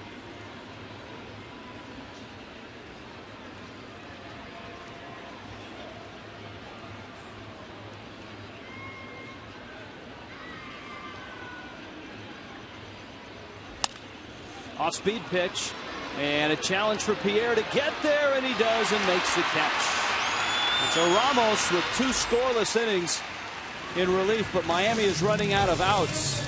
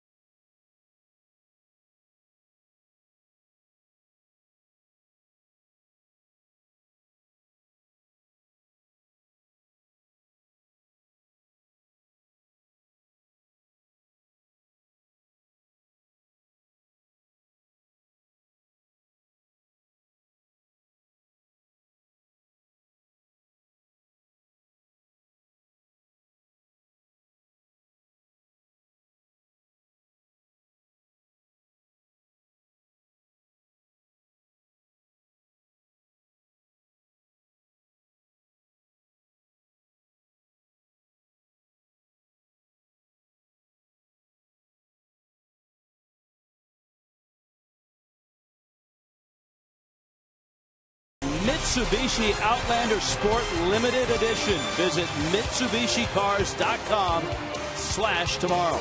And by Kaiser University, offering degrees in sports management.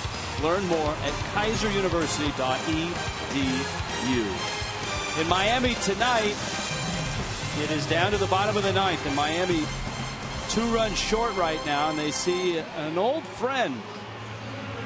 Oh, not David DeJesus. He's in center field. He comes in. That's the guy, Kevin Gregg. Well, we told you that Marmol is in and out of that closer role, even though he picked up the save last night. Kevin Gregg was just picked up by the Cubs, but if you have followed the Marlins, you know that in 07 and 08, 32 saves, 29 saves, good splitter, good fastball, and generally pretty good control. And in this ninth inning, Chris Coughlin, Chris Valaika, pitcher spot, and then top of the order, you see Greg Dobbs in the launch position on the step of the dugout, likely to hit third. 0-2. Greg trying to hit the glove of Castillo there. Yeah, Kevin Gregg was signed as a free agent by the Dodgers, but then released right at the beginning of the season and promptly picked up by the Cubs. He works quick, too. He'll give you time to get yourself. He does throw that split. And he misses in with it. It's 1-2.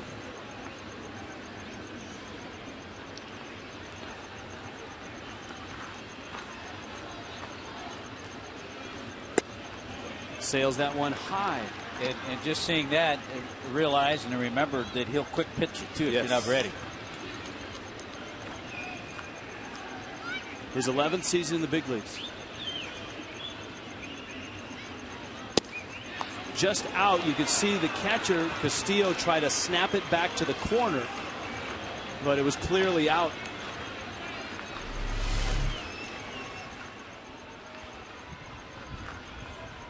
It's a good job by Castillo, but also a good job by Jim Wolf, the home plate umpire. That one is strike 3 called. No argument from Coughlin. Gregg working both sides of the plate with a fastball, and this one caught the inside part. I think Chris thought he was going to see everything away, and all of a sudden that fastball cut a little bit. Yeah. And really froze him. Yeah, cut late on him, and when you get a steady diet of pitches away, and all of a sudden you come in, it how many times you for a few seconds. How many times do you do that? You're thinking away. Now you get called out on pitch in, and you think it was way in, but then when you see it later, it's not. Yeah. You want to smack yourself a couple times because you want to protect with 2 strikes, but when you caught off guard with the fastball in, it's going to lock you up. Valaika takes in, it counts 1-1. Dobbs is on deck, and then you get to Pierre and Polanco. Marlins are hopeful to get there. Scott Feldman, 6 2/3. Give up a couple runs, and he's in line for the win. James Russell, Sean Camp, and now Kevin Gregg.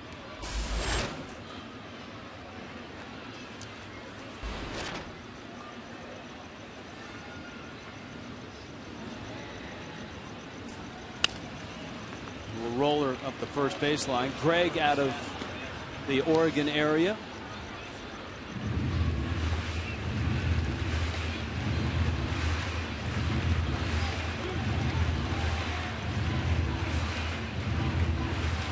Had some good moments as a Marlin, had some rough moments. Had a couple of tough blown saves. A really good guy, though, is Kevin Gregg. Lined out to second. Barney is there to make the catch. The one thing you'll always remember about Kevin Gregg is in the big moments and in the tough moments, he was the same guy. Yeah, he was. He was not a reliever that shirked from the media after a tough loss. He always stood and took every question. There are some in this game that when it goes bad, find themselves in the dining room eating until the media clears out. And that's not. Yeah. I've been a part of some of those, Rich, and it's not fun. You know, one guy that actually stood up in New York and said something about it a couple times, Billy Wagner. Billy Wagner. You know, he didn't. It didn't matter. He was there, and I think that's, you know, when you talk about accountability, you want guys like that. I remember when Wagner did that because the media was going to Wagner when things went wrong, even on nights where he didn't pitch. Now you got Dobbs. Last chance for the Fish. Dobbs trying to get on base and keep the inning alive, or else the Marlins are staring at a 5-18 start. And again, it's been the scoring. I mean, Marlins came into this game, they had 18 games where they'd score 3 runs or less. Yeah. And just 2 tonight. So if they don't get any more tonight, it'll be 19. But you got to score. I mean, you know, both of you guys, you got to score more runs. And if you don't, you always in this type of position. And Soriano will make the catch, and the Cubs have won the first 2 games of this 4-game series. And they do it tonight by a score of 4-2. Scott Feldman gets the win. Kevin Gray gets the save. And the Cubs, who came into this series with only 6 wins on the season, are now at 8-14. Some final thoughts from Miami after this.